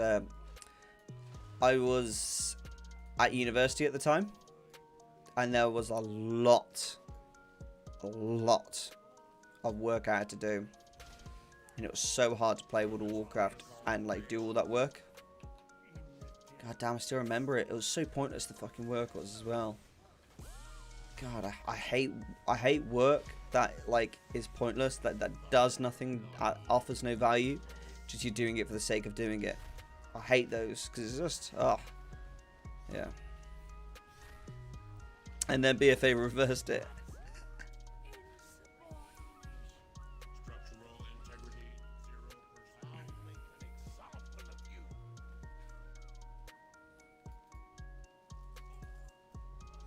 To be honest though, I prefer Shadowlands. Sorry, I prefer BFA to Shadowlands. And that sounds bad. I know that sounds really bad, guys, but that's my thoughts. I knew before Shadowlands came out that there wasn't enough in Shadowlands. I've got streams where I say this. I've actually got streams on YouTube where I said there's not enough in Shadowlands. It's a very small expansion. And everyone like disagreed with me. And I think they disagreed with me because they did the pre-patch where they did like the level squish. And I think they packaged it like that was all inclusive of Shadowlands, but it wasn't. Like, Shadowlands is a very small expansion. We've had less dungeons drop. Less dungeons this expansion than we've ever had. We have had less gear drops this expansion than we've ever had. Like, there's been no new battleground added. The zones themselves all look the same. As an overall, I think it's a very piss poor expansion.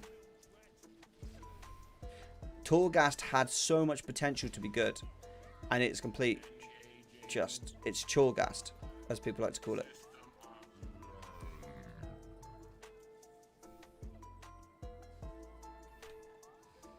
Yeah, Legion was really good.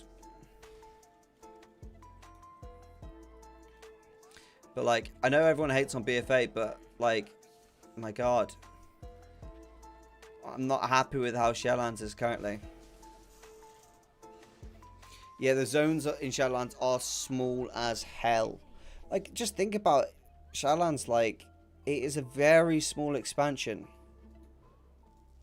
A very small expansion. It's like we pay more and more for less and less when it comes to World of Warcraft. That's how it feels. Like, we're always paying more and always getting less. Yeah, Shadowlands got boring so quickly it was unreal. Like, even leveling it's just a copy and paste. Like, I've even heard that Kortha, the new area they're bringing in 9.1, I've even heard that like it has the exact same mechanics for the world quests as it does for Threats of Fate.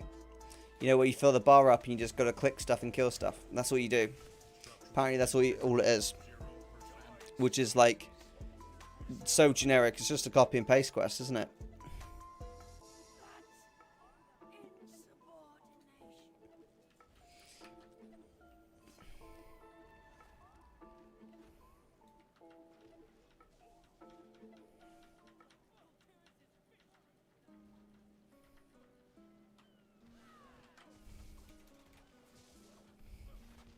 The realization that the grind there just as Renown and Torghast. Yeah. That's it. Torghast had so much potential to be good as well, dude. It really did. It had like amazing potential to be good and really fun. And then they just like turned it into a complete chore, which I completely do not understand why they did that. Let's mount up. Guys, I am done for today's stream. This is, I'm just going to be doing the outro in a second. I'm just going to come back here with the mount. That way, if anyone wants to sell some stuff, they can do that really easily. Makes it easy for them. Okie dokie. Right. I have had... Oh, what's happened here? Yeah, I've had an absolute blast today, guys. Really enjoyed the stream. Really enjoyed hanging out with you all. We did some Golden Mains Reigns farming. We got some decent transmogs, some cloth. That I'm going to probably do a vendor flip. Pretty good. Pretty good.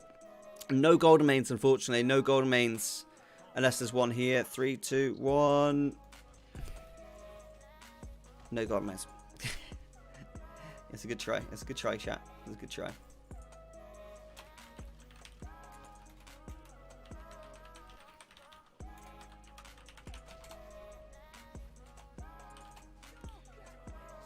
Alright guys, thank you very much for watching. Thank you very much for hanging out today. Thank you very much for just being positive, awesome gaming hero members. I'll see you all later. This is Erosium out. And I'll catch you all on Monday's stream here on YouTube. Hope you're all doing well, guys. Thanks for watching. Good night.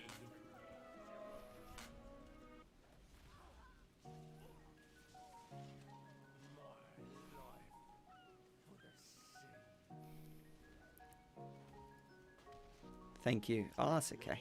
That's okay.